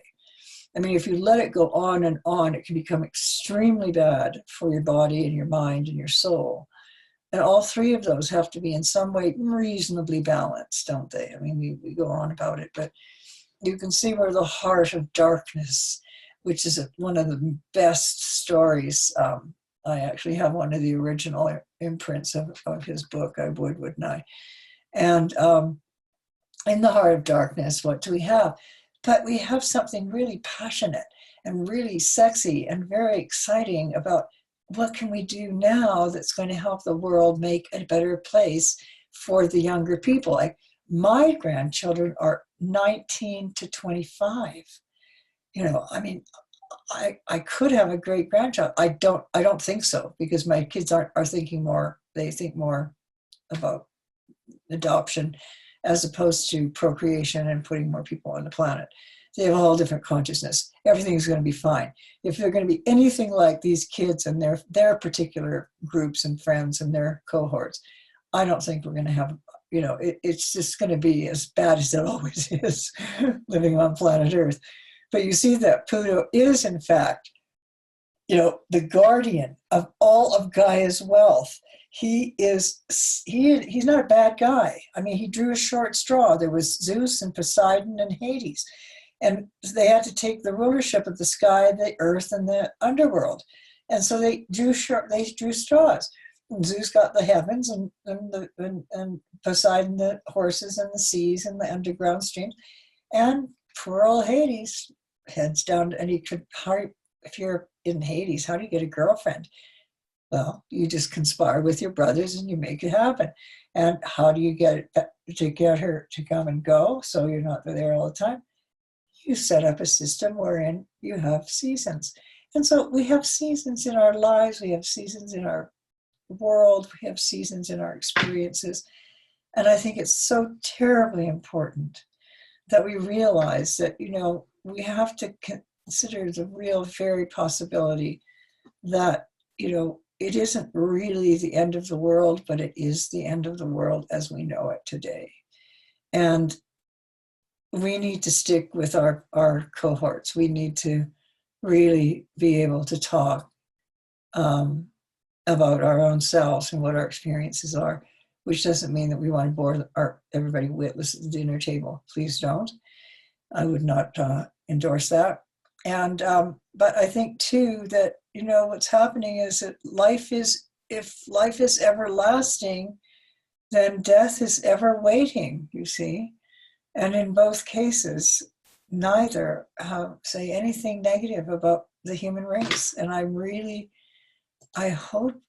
yes, good, excellent. How do I end the show? Thank you, Erin. Just stop share at the top of the page. Right, thank you. Thank Linda. I've asked Linda to give me a little check. I don't think we have this. We have 3 more speakers. You'll have many more opportunities to speak again, Erin. Yes, no, I'm pleased. Yeah, Michael, where's Michael? Michael. Not yet. He's not his turn. It isn't. No, the next speaker is Cili. Cline. I see. Okay. Cili, please go ahead.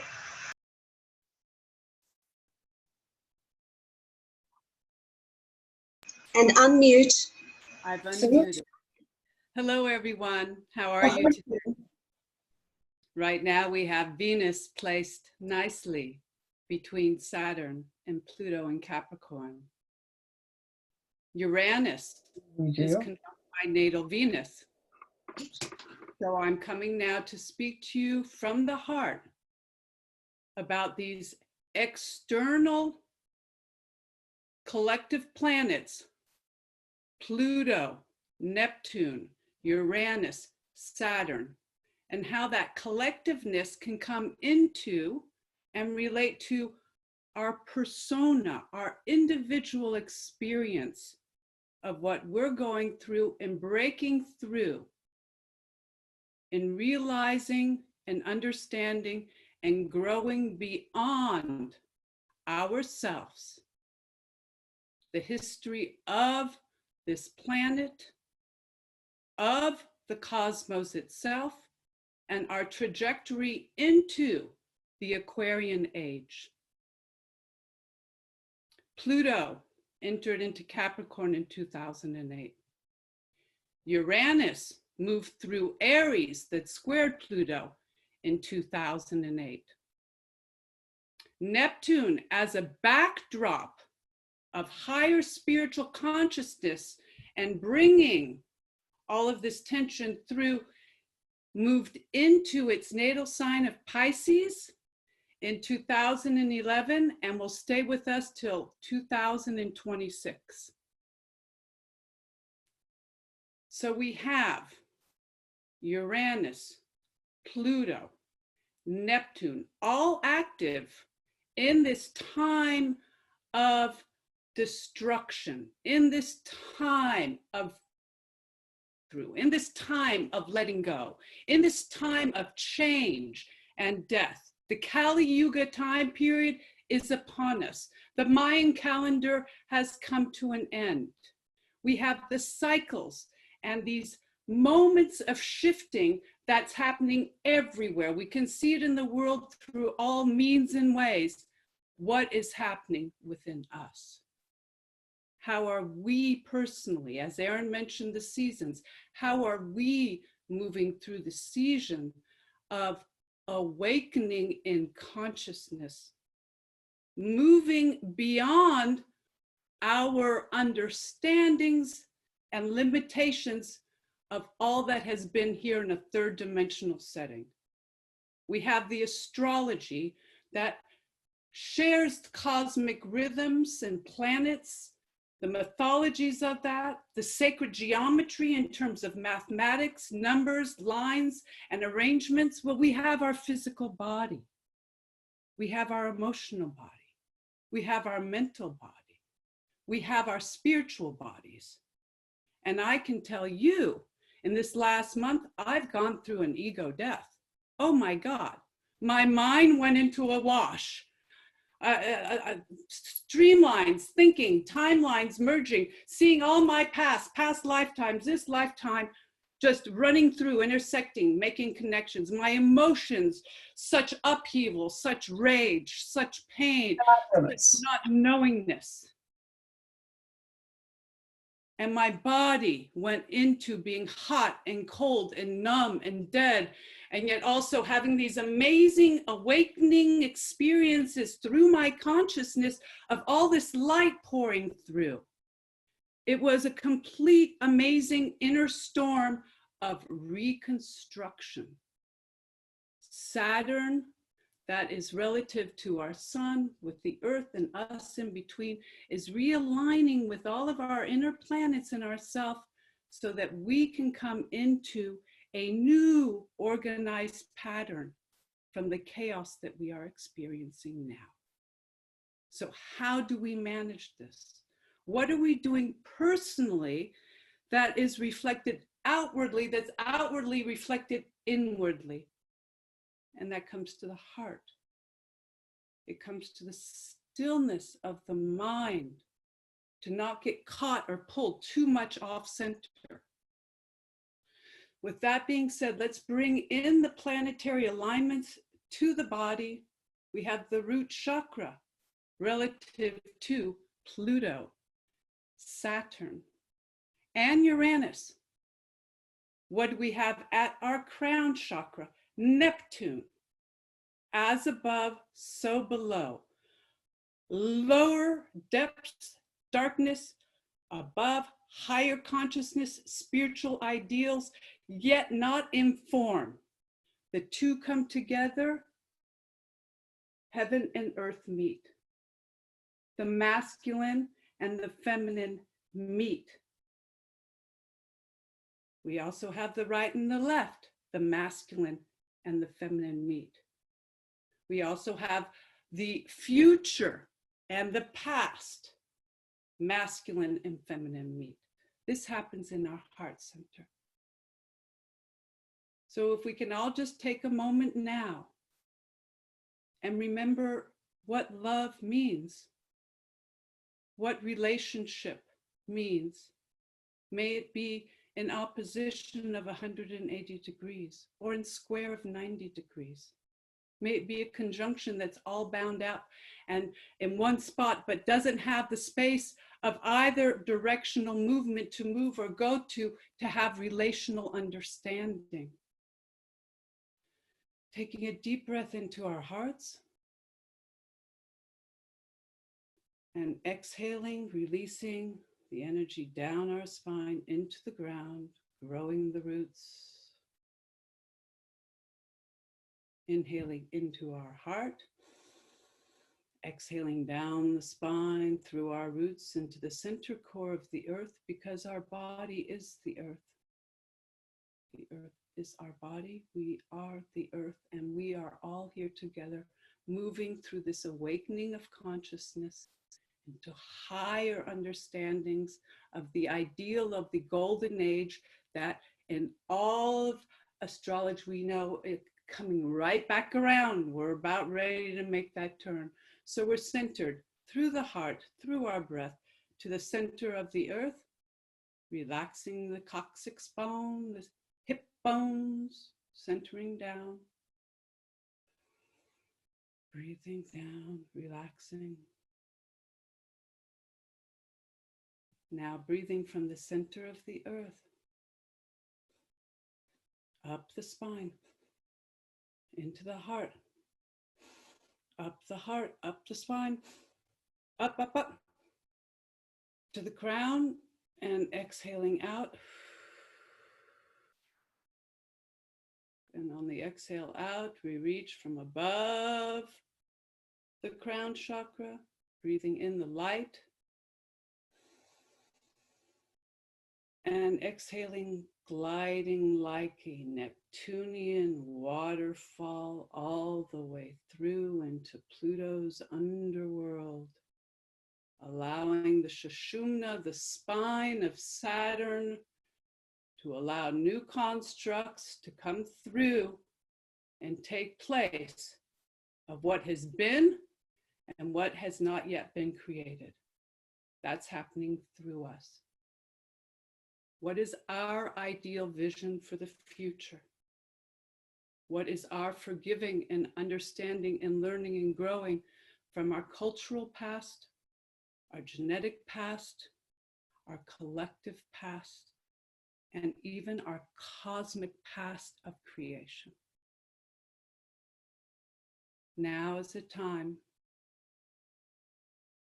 with clear vision, as all falls away, to remember what the heart desire is within you and your vision of love, relation, offering, caring, and sharing as we work upon this axis of Capricorn and Cancer. May we find balance between the feminine and the masculine. Make use of the Capricornian way of the water goat, the goat and the mountain goat. In the darkest period of winter, we come from the waters. We've developed, we're walking up this mountain because the earth, as Taurus and Uranus, is shaking and trembling because something new, birth, must come through. May we all find love and understanding with one another, within ourselves, as our whole system of being comes into a restructured place out of the chaos that is Pluto and beyond into Eris. Remember what Eris does? She shifts it up. And why? Because there's always more. Thank you. Cili, thank you so much for that meditation. Absolutely fantastic. Erin. You're welcome.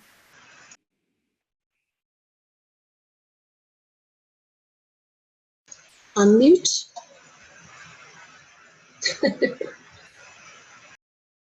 I just thought to myself, am I really meant to say something after that? Because, you know, I just felt like it was very beautifully, poetically put.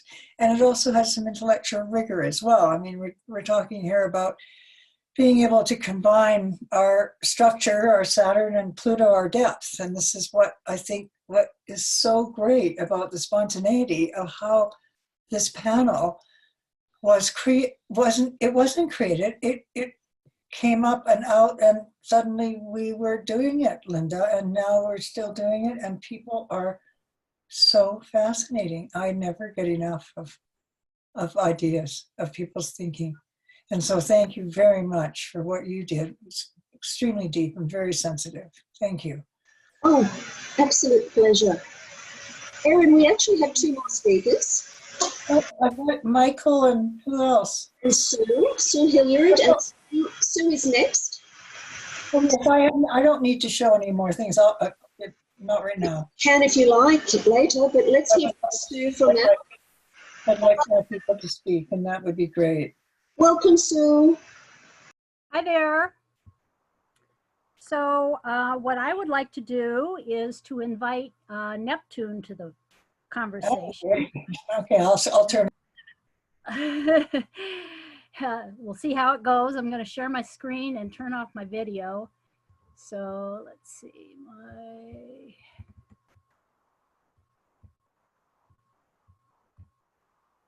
Okay, let's see. There we go. Okay. So is that shared now? Yes, it is, Sue. Okay. And let's see. Stop the video. Okay. So why I wanted to bring Neptune is because the coming Saturn Pluto conjunction will be exactly trine the USA Cili Neptune, as transiting Saturn, or rather transiting Neptune, is now conjunct the Cili secondary progressed sun. And it will move into a square with the USA natal Mars. In addition, once Neptune leaves Pisces, we will experience more than a dozen Neptune-Pluto sextiles that are part of an 82-year pattern, which by the time it finishes, will have spanned half of the zodiac. So here's the first of the last Saturn-Pluto conjunction in 1982 at 27 degrees Libra 36, with Mars out of bounds in Capricorn at the time. The approaching solar eclipse on Christmas Day this year is close to the degree of this previously out of bounds Mars. I'm thinking that maybe the eclipse could be recalling, perhaps helping to wrap up and signal the ending of that previous Saturn-Pluto cycle. And I saw here that Neptune had been approaching a sextile to Pluto at that time, and as it turns out, from 1950 to 2032, they are to perfect that sextile a total of 50 times. The previous 1947 Saturn-Pluto conjunction, with Neptune approaching the first round of the Neptune-Pluto sextiles. Mars was also out of bounds for this event, and a solar eclipse will occur near the spot on the summer solstice next year.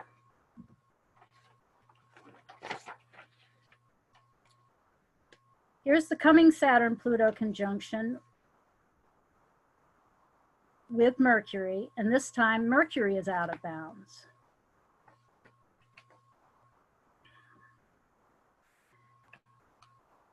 And here we have the coming conjunction chart placed around the Cili USA natal and progressions.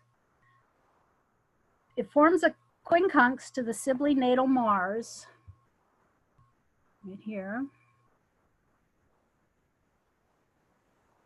and a trine to natal Neptune. In addition to the approaching USA Pluto return, here, the progressed Neptune is moving into a trine with natal Pluto, while Neptune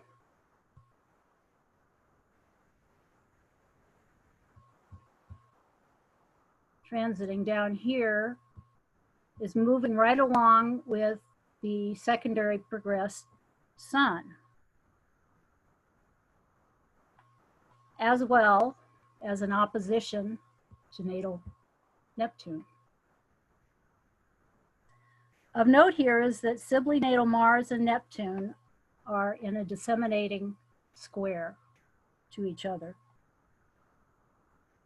So Mars is the focal point of the forming T-square between transiting Neptune, moving into an opposition to natal Neptune. It is also activated, coincidentally or not, by Donald Trump's natal sun and moon, as well as this morning's or yesterday's full moon. This chart shows the 3 rounds of Neptune-Pluto sextiles that have been occurring since 1950. The first set went until 1956. From 17 degrees and 21 minutes to 29 degrees and 57 minutes of Leo and Libra, or Libra and Leo rather, with 15 events. Then there were 21 sextiles between 1976 and 86, from 11 degrees 49 minutes of Sag and Libra to 4 degrees 52 minutes of Capricorn and Scorpio. And the next round, starting in 2026, that will last until 2032, will have 13 sextiles between 4 degrees 20 minutes and 14 degrees and 1 minute of Aries and Aquarius. I've included this quote from Astrology King regarding the natal Neptune sextile Pluto aspect, because it seems to sum up their interaction quite well. Humanity is undergoing an evolutionary leap forced by powerful change. You have a role to play in adapting humanity to survive extreme change. A major part of this role is transforming everything from communication to spirituality, creativity to sexuality. The ultimate aim is to bring people closer together, not in the physical sense, but in the spiritual sense. You are reaching a realization that only in a mass movement sharing one superconscious can humanity evolve fast enough to avoid extinction. Intense sensitivity to the destruction unleashed by industrialization will lead to a transformation in energy generation and slow the degradation and depletion of shared resources. Your input to the collective consciousness is transforming how we communicate and live with each other through political, religious, and cultural renewal. Old systems and beliefs based on empire and superiority are disintegrating. In their place, you are dreaming up or imagineering a more humanitarian approach and shared responsibility for the welfare of everyone and everything, the collective dream. Richard Tarnas in Cosmos and Psyche said, the major Neptune-Pluto cyclical alignments appear to have coincided with especially profound transformations of cultural vision and the collective experience of reality, which often took place deep below the surface of the collective consciousness. And here's the first Neptune-Pluto sextile of this current series starting in 1950, with both of them retrograde. And interestingly, both Uranus and Pluto were out of bounds at that point. And here will be the final one of the series in 2032 on February 29th, Leap Day, as part of a kite pattern with Saturn and the Moon, with Jupiter close to the point of the 2020 Saturn-Pluto conjunction.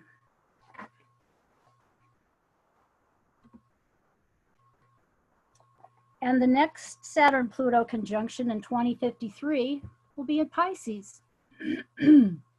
Coincidentally, close to where Neptune is transiting now. Venus at that point will be out of bounds, and Jupiter close to the Saturn-Pluto conjunction of 1982. By then, 2 of the Venus star points will have transitioned from Aries and Scorpio into Pisces and Libra, trading the Mars and Pluto ruled signs for the Venus and Neptune ruled ones. And then I have the Sabian symbols for the 2 most current Saturn-Pluto conjunctions. Libra 28, a man becoming aware of spiritual forces surrounding and assisting him. I'm not going to read it all, but what he says is every individualized organism is part of a larger organized whole. Whether or not it is aware of this or of the sustaining power of the whole. And then Capricorn 23, a soldier receiving 2 awards for bravery in combat. Roger's note is the reward offered by society for the fulfillment of individual responsibility. What is implied here is a constant give and take between society and the individual person. Each one should be able to trust the other. And the key word recompense, a compensation for a well-done performance, a balancing of accounts. So, Erin, my question to you. I know, yes, hi. My question to you here is, how do you see this all playing out? You know, with respect to the current events, the approaching Saturn-Pluto conjunction, and factoring in the influence of Neptune with Pluto. Might this all signal a change from warring and violence to more peaceful times, and or a return to goddess consciousness? Perhaps a redefining of Capricorn in more spiritual terms. What do you think? Well, I mean, thank you for all the work you did. That was pretty phenomenal stuff. I really find it to be, I'd like you to keep that up. Okay. Yeah, because the latter part you were writing about with the, there, yes. Indeed. I think we have to go through a lot more violence and alienation and displacement of groups and collectives and families, unfortunately, through this period of time. They never seem to go as quickly as we would like them to go. And,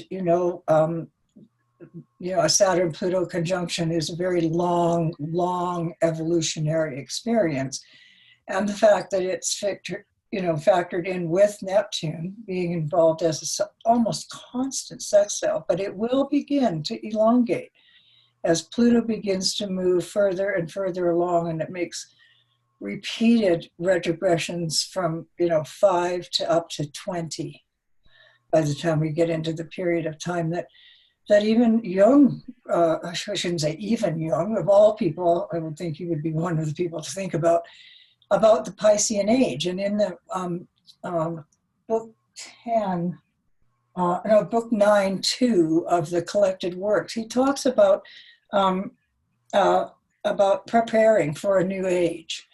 And he talks about the fishes as a symbol of a dying age, which is a very unusual thought for someone of his era and epoch, but not an unusual thought for somebody like Jung, where absolutely everything is symbolic. Not a person can't go to the bathroom without him finding a really, really evolutionary reason for that to take place. And so I think that what you're talking about, what you have been talking about in the very complex horoscopes that you were showing, I think that it does signal a change from warring and violence to more peaceful times. But I wouldn't hold your breath. I think that we need to, teach our children well, as the song goes. I think we need to teach our children well. And that doesn't just include our children. It includes the people that we talk to, that we know and that we care about. We don't want to talk about this all the time. We might have a glass of wine and a laugh. But the fact is we need to return to the feminine function, not necessarily goddess consciousness. I don't know. There's a lot of names for it. It's fine to use that term, but I do think that the feminine side of Capricorn, being an earth sign, will have to take a new definition, and it will have to do with holding steady, holding consciousness in a feminine fashion. Because if we go back to the last epoch, post-heroic Greece into modern, quote, civilization, the development of what we have today, I think they had a very, very bad turn of events when the woman and the feminine was denigrated and basically annihilated. And so I think that there is only one other way to go, and that is to head towards integration of the feminine and it being in good relationship. So the anima and the animus, the anima being, the feminine within me and within all men, and the animus being the man within me and all women, that we actually, we start making love instead of war. Yeah. That's an old saying, make love, not war. And so I think that you've got a point there. Thank you very much for all that work you did. Oh, thank you. Thank you for pulling it all together. Yes, thank you very much, Sue. And now we go to our last speaker, Michael Bartlett. Welcome. Thank you. And do I have control of the screen or no? Yes. I can share. Let's see. How do I do this? You look great, Michael. Oh, thank you. My little neighbor over there, Miss Erin. Yeah. How do I get this? Share. Screen. I don't know. I think you just press on the green share button at the bottom, because I see you perfectly as you. The whole screen is you. Right, but I want to do, how do I share my screen? Okay, you click the green share button at the bottom of the panel, right, and then click on your document, your slides, and then click the blue share button. Yeah, and it's not giving me any of that. Okay. I've only been able to even look at everyone today through like a little small screen, which has been really weird. No, start again, try again. Okay. Okay, click once on the green share button, then click once on the document, and then click once on the blue share button, or twice, whoops. That's the perfect. last person. Yes, it is, okay. Ah, Well, the other participant is still sharing, so someone else is sharing theirs. someone needs to cut their screen. Desktop. Linda's screen came up for just a minute, so try it again, Michael. I'm trying to the instructions, and I clicked the button myself. So. Sorry.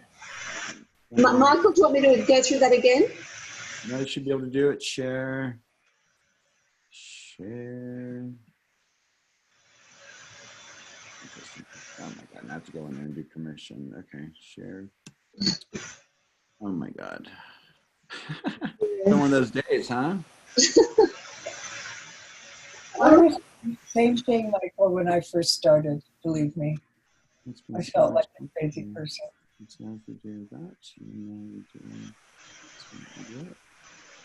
Here it is. There you go. All right. Okay, just X off that box. Thank you for your patience. Oh, good. I'm sorry. Ready? Oh, wow, yes. Okay. All right, so so this is what it looks like. We've got the sun. So by the way, I'm Michael Bartlett. Thank you, from Santa Fe, just down the road from Miss Erin. Thank you for having me on, Linda, and London, everyone. So we have before us is an image of Capricorn's house. If you see this, is a sign of the business office, and we've got the sun in consulting room. Sorry. Is this your consulting room, Michael? Yeah, I wish. I'll stop. This is part of the Astro Theater that I worked on, and this is one of the images for Capricorn, and then all the planet wearing signs. Here we've got the sun wearing Capricorn's clothing, Saturn hanging out in Mercury. You're going to be making their little movement across Capricorn. And then January 12th, of course, is when we're going to be in this great next period of Saturn and Pluto coming together. And it's been, when this has happened in the past, we end up with quite an interesting play of economic fortune from growth to collapse, so to speak. So we're talking from the conjunction phase to the opposition, which is the waxing cycle. Is considered an economic building time. So it's a time where we can really get out there and maybe have an opportunity to invest in things we want to see happen, to build into something that will be longer lasting. The economic growth implies a bright future, and government and businesses grow while that goes on. Of course, the stock market starts growing as well. And then we come to the opposition period. And when that happens, money being spent on previous growth that is no longer occurring starts to show up as deficits, starts to be, as they say in business, when a fad becomes such that your grandmother or your elderly aunts and uncles start saying they're going to invest in, it's probably not the right time to invest in it. It's past its boom time. Speculation, deficits, inflation, unemployment in the stock market becomes very reactive during this period.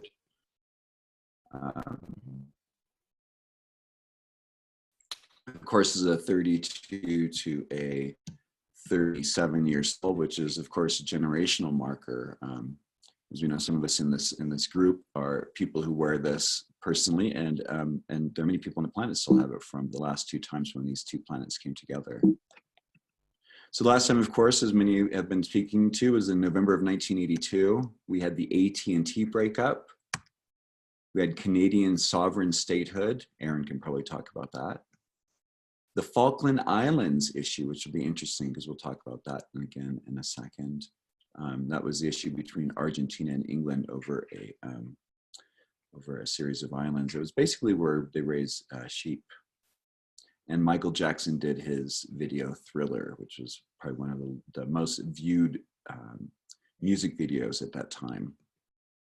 The previous period when this happened was back in August of 1947. We here in New Mexico are very much aware of the Roswell incident. And those of you outside of New Mexico might know this is when there was a crash in the desert, and a lot of hush hush and Area 51 sort of speak and kind of talk about that. So there's kind of an interesting alien aspect to this possibly. The sounder Reincarnated from him. Sorry? I was reincarnated from him because I was born in November of 47. There you go. So there you are.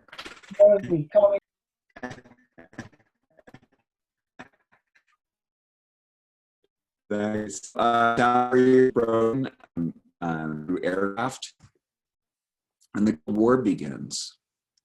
This is between Russia, of course, and the U.S., namely. And as someone was speaking to earlier, the states of Israel, India, and Pakistan gained their independence. But Pakistan gained its independence from India, and there was the division. And the cycle before that was back in October of 1914. The Government of Ireland Act, where Ireland started to claim its independence from the British Empire.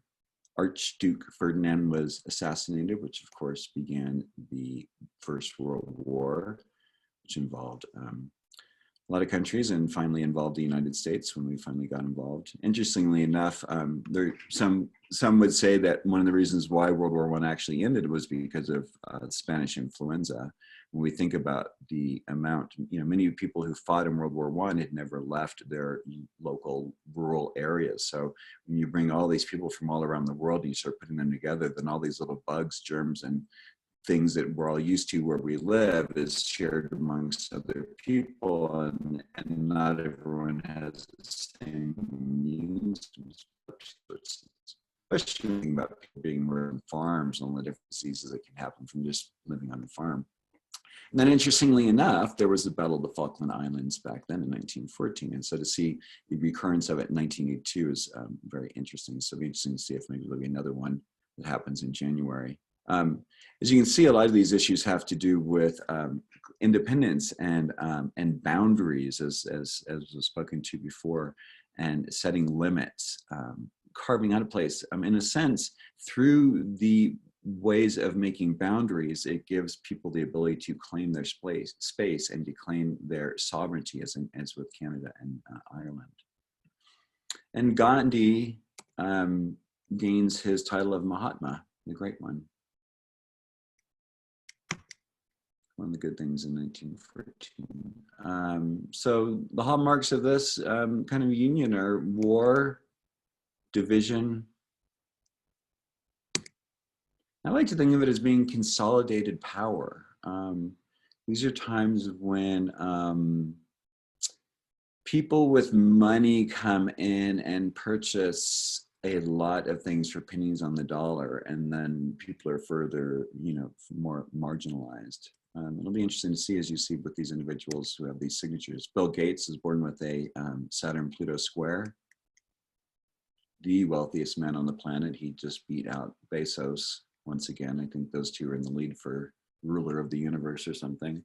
Rupert Murdoch, sorry, the media mogul. He has Saturn and Pluto in opposition to one another.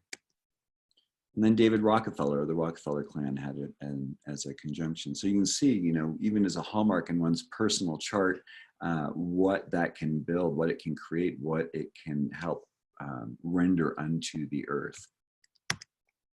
So of course, you know, when we're talking about Pluto, we're talking about power. And with Saturn and Pluto together, we're talking about an amazing amount of power. Separation, as we spoke to before.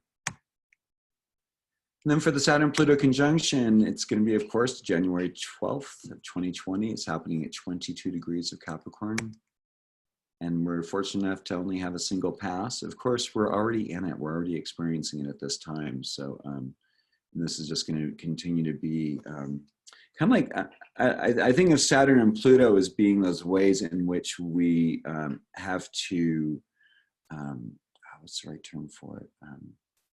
When we are forced to do things that we really have to do. Saturn and Pluto do not permit for luxury. Saturn is bare bones. You know, in the ancient world, it was the last visible planet. It's the last planet in the ancient world for astrology. And because it was the last planet you can see with the naked eye. And Pluto, until recently, of course, well, in the last few years, was considered the last existing planet. So there's this way that speaks to limitation and boundaries. And Pluto and Saturn together to me is very alchemical, because Saturn, I think of it as being the lead and Pluto being the radioactivity.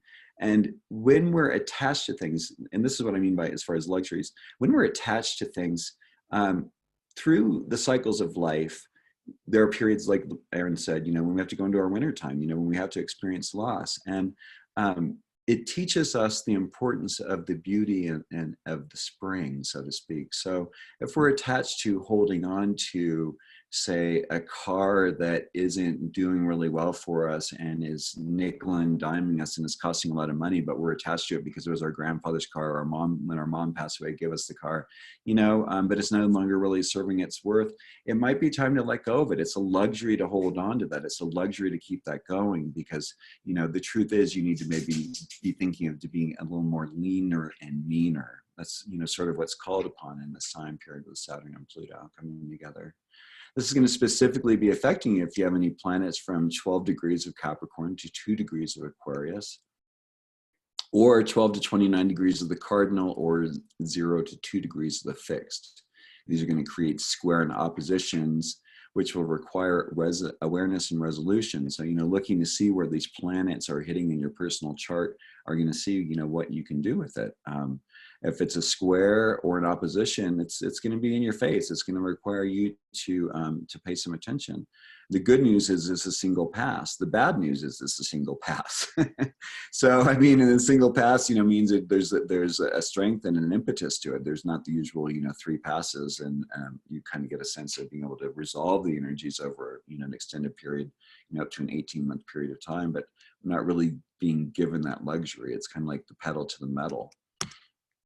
And then if you have any planets from 12 to 29 degrees of Earth, meaning Taurus or Virgo, this is going to be trining energy, which is can be very supportive if you happen to have a big project or an overhaul, something that you really, you know, a house renovation would be really great. If you want to go in and, you know, if you're one of those types that goes in and cleans up businesses or cleans up people's homes or cleans up, you know, things, this would be a really great time to go in and use that energy.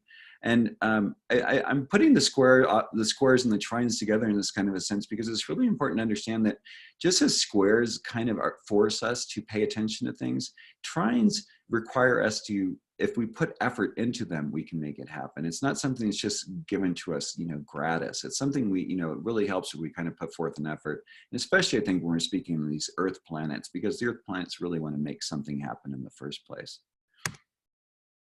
And of course, tighter orbs make for more intense expressions. The days leading up to the 12th of January are going to be pretty intense. I mean, I think we're going to be seeing quite a bit of drama played out on the world stage between now and the 12th of January.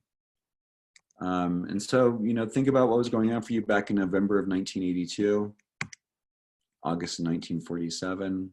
I don't think there's anyone in the room old enough to remember October of 1914. You know, this is about 1% that's, you know, probably become, you know, a quarter of a percent that still owns this amazing level of asset. We talk.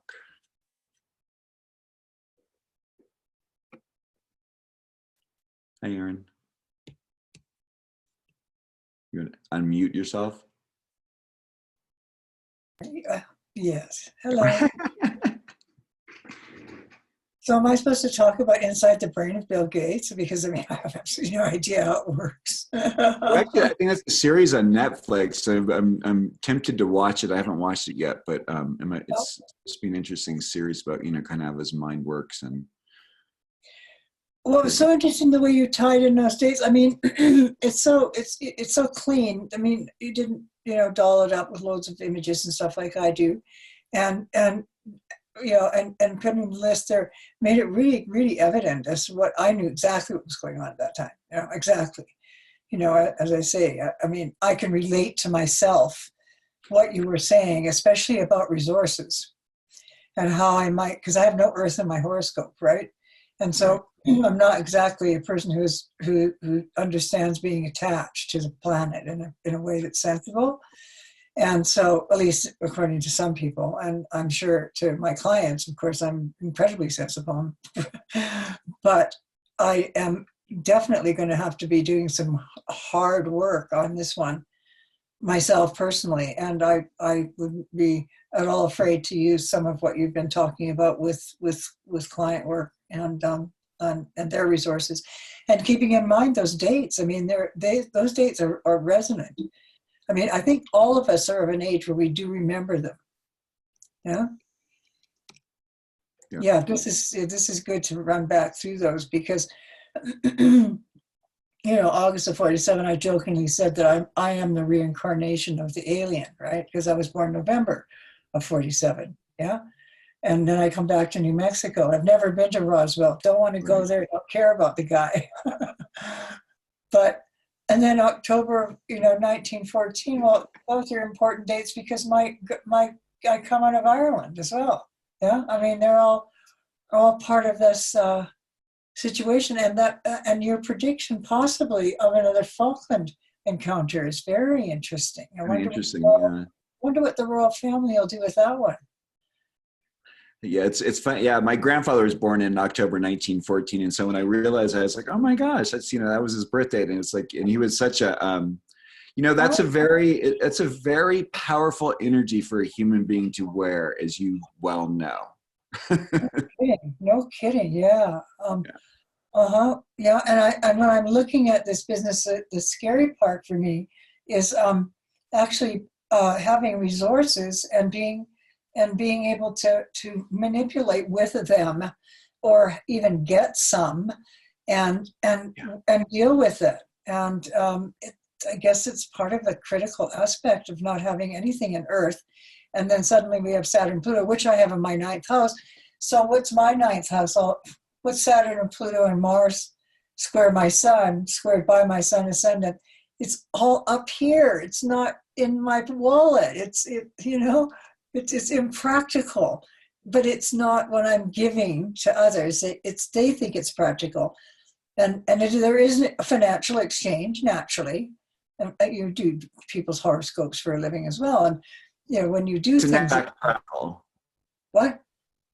It's terribly practical. I would say it's an abstract practical. Because it's like, it's abstract in a way, but it's also really, you know, I mean, it is your means. I mean, your brilliance is what gives you your higher philosophies, your ability to structure that. You're a way to, you know, be a fiercely powerful scorpionic being. It means those three together, and provide the information and the brilliance that you provide, the research, your books. I mean, my God, it's a tireless font of energy that, you know, as you well know, it wears the body out. Yes, it does. I'm afraid it's taken its toll, And now I have the Saturn Pluto, and I sat there out there last night looking up at the stars, the planets, and looking at the full moon. And I felt a little bit of fear. Yep, I have to admit it. Yes, there's a little fear going on around here. Yeah, because I think if you can't face your fears, then you're never going to deal with them. And I mean, this is such a great time. I mean, again, you know, not facing your fears is a luxury. And I don't think Saturn and Pluto afford those sorts of luxuries to us mortals. No, they're just too adamant. I mean, they're very adamant. And adamant, of course, comes from the sickle, you know, what Kronos castrated is Uranus with the adamant sickle. Yeah, so it's like that molten glass that comes out of a volcano. And so if you're going to be adamant, that means you've got to be really, really clear and cut through the thickness of the Pluto garbage that's there. That, you know, it's tough work. It's tough work. But thank you. I'm so appreciative of being able to share. We've been fed an amazing diet. Thank you so much. Yeah. Oh, help. I need an astrologer. Exactly. Where's your trade? Oh, great. Thank you so much for your contribution, Michael. It was a tremendous wrap-up. Tremendous way of being able to consolidate all of this wonderful, some of it very airy and, you know, quite out there, and others of it, you know, pretty cyclic, and others like linear. And then you come in with this, you know, that I mean, I remember staying with you, and you were just starting that astro drama Astro theater program. Yeah. And so when I saw those guys, I thought, that's his ideal office. That's what he wants for an office. That would be a great office. That'd make my Capricorn very happy. Okay, Michael, thank you so much. Erin, does anyone have any questions for Erin or comments they'd like to make before we wind down? I'm available if you wish. Okay, I guess we've stunned. I think they just need to received our full. Depending on your time zone, you need to go and do something with the self that brings it into the higher space. Okay, Erin, any final thoughts on the Saturn-Pluto conjunction? Yeah, the biggest thing that crosses my mind is being kind to myself and being kind to others, and you know, not isolating, because that's a tendency for the Saturn-Pluto conjunction, is for people to hide out because they don't want anybody to know that they're just a piece of shit, right? You just, that's just not in the cards. So the tendency is to you know, undervalue and underestimate Saturn-Pluto, big power struggle between the two, you know, sort of grandiose characters, because they're both pretty dramatic in mythology and psychology. Psychologically, they're really dramatic. And so everybody's thinking, well, how do I put a fence around and contain in a positive way my core power? Because if we think in terms, now I'm going to use an image that nobody likes, but you know, you every so often you'll see those those nuclear reactors. Okay, look, what's inside, the very inside, is what's called heavy water, which is Scorpio and Pluto, yeah? And then it's got to be contained with concrete of great, incredible strength and magnitude. So the idea is to contain your core power so that you don't just blow off and murder thousands of people, psychologically or otherwise, with this uncontained nuclear reactor. There's nothing wrong with using nuclear power if it's clean. You know, we haven't got there yet. We haven't reached the level of responsibility collectively. You see, because everybody's out for money as opposed to safety and, you know, using it as an environmental asset. I really do think that nuclear power is going to play a great role, and I pray that it's going to be in a way that will actually decrease the amount of waste that we actually are using, you know, in garbage. And so it's always made me kind of, you know, look. I drew a picture for my kids of a nuclear, you know, power plant with its shape, and I said that's concrete. And then I don't know how do people text me when I'm online? It's still, duh. Anyway, I'll learn more about the control of the computer and the power that it has over me. That's very important, isn't it? I think ending on that note, I think I've pretty much covered the needs. Oh, and I have to do something about money, so we'll deal with that too. Oh, Erin, thank you so much. What a fantastic. Everybody, you're also wonderful. Just wonderful. Okay, I'll unmute everybody now to please thank Erin Sullivan. Thank you, Erin. Thanks, Erin. Thank you, Erin. So much. Thank you very much for your participation. I really appreciate it. And thank you to all our speakers today. And Erin, we're doing another panel discussion next February. Yes. And we'll be looking forward to that very much. Right, because then we can talk about what happened. I mean, that's like what really happened after the Saturn Pluto conjunction. Exactly. Okay. God bless you all. I love you. Thank you. Bye-bye. Bye. Bye. Thanks so much. Bye.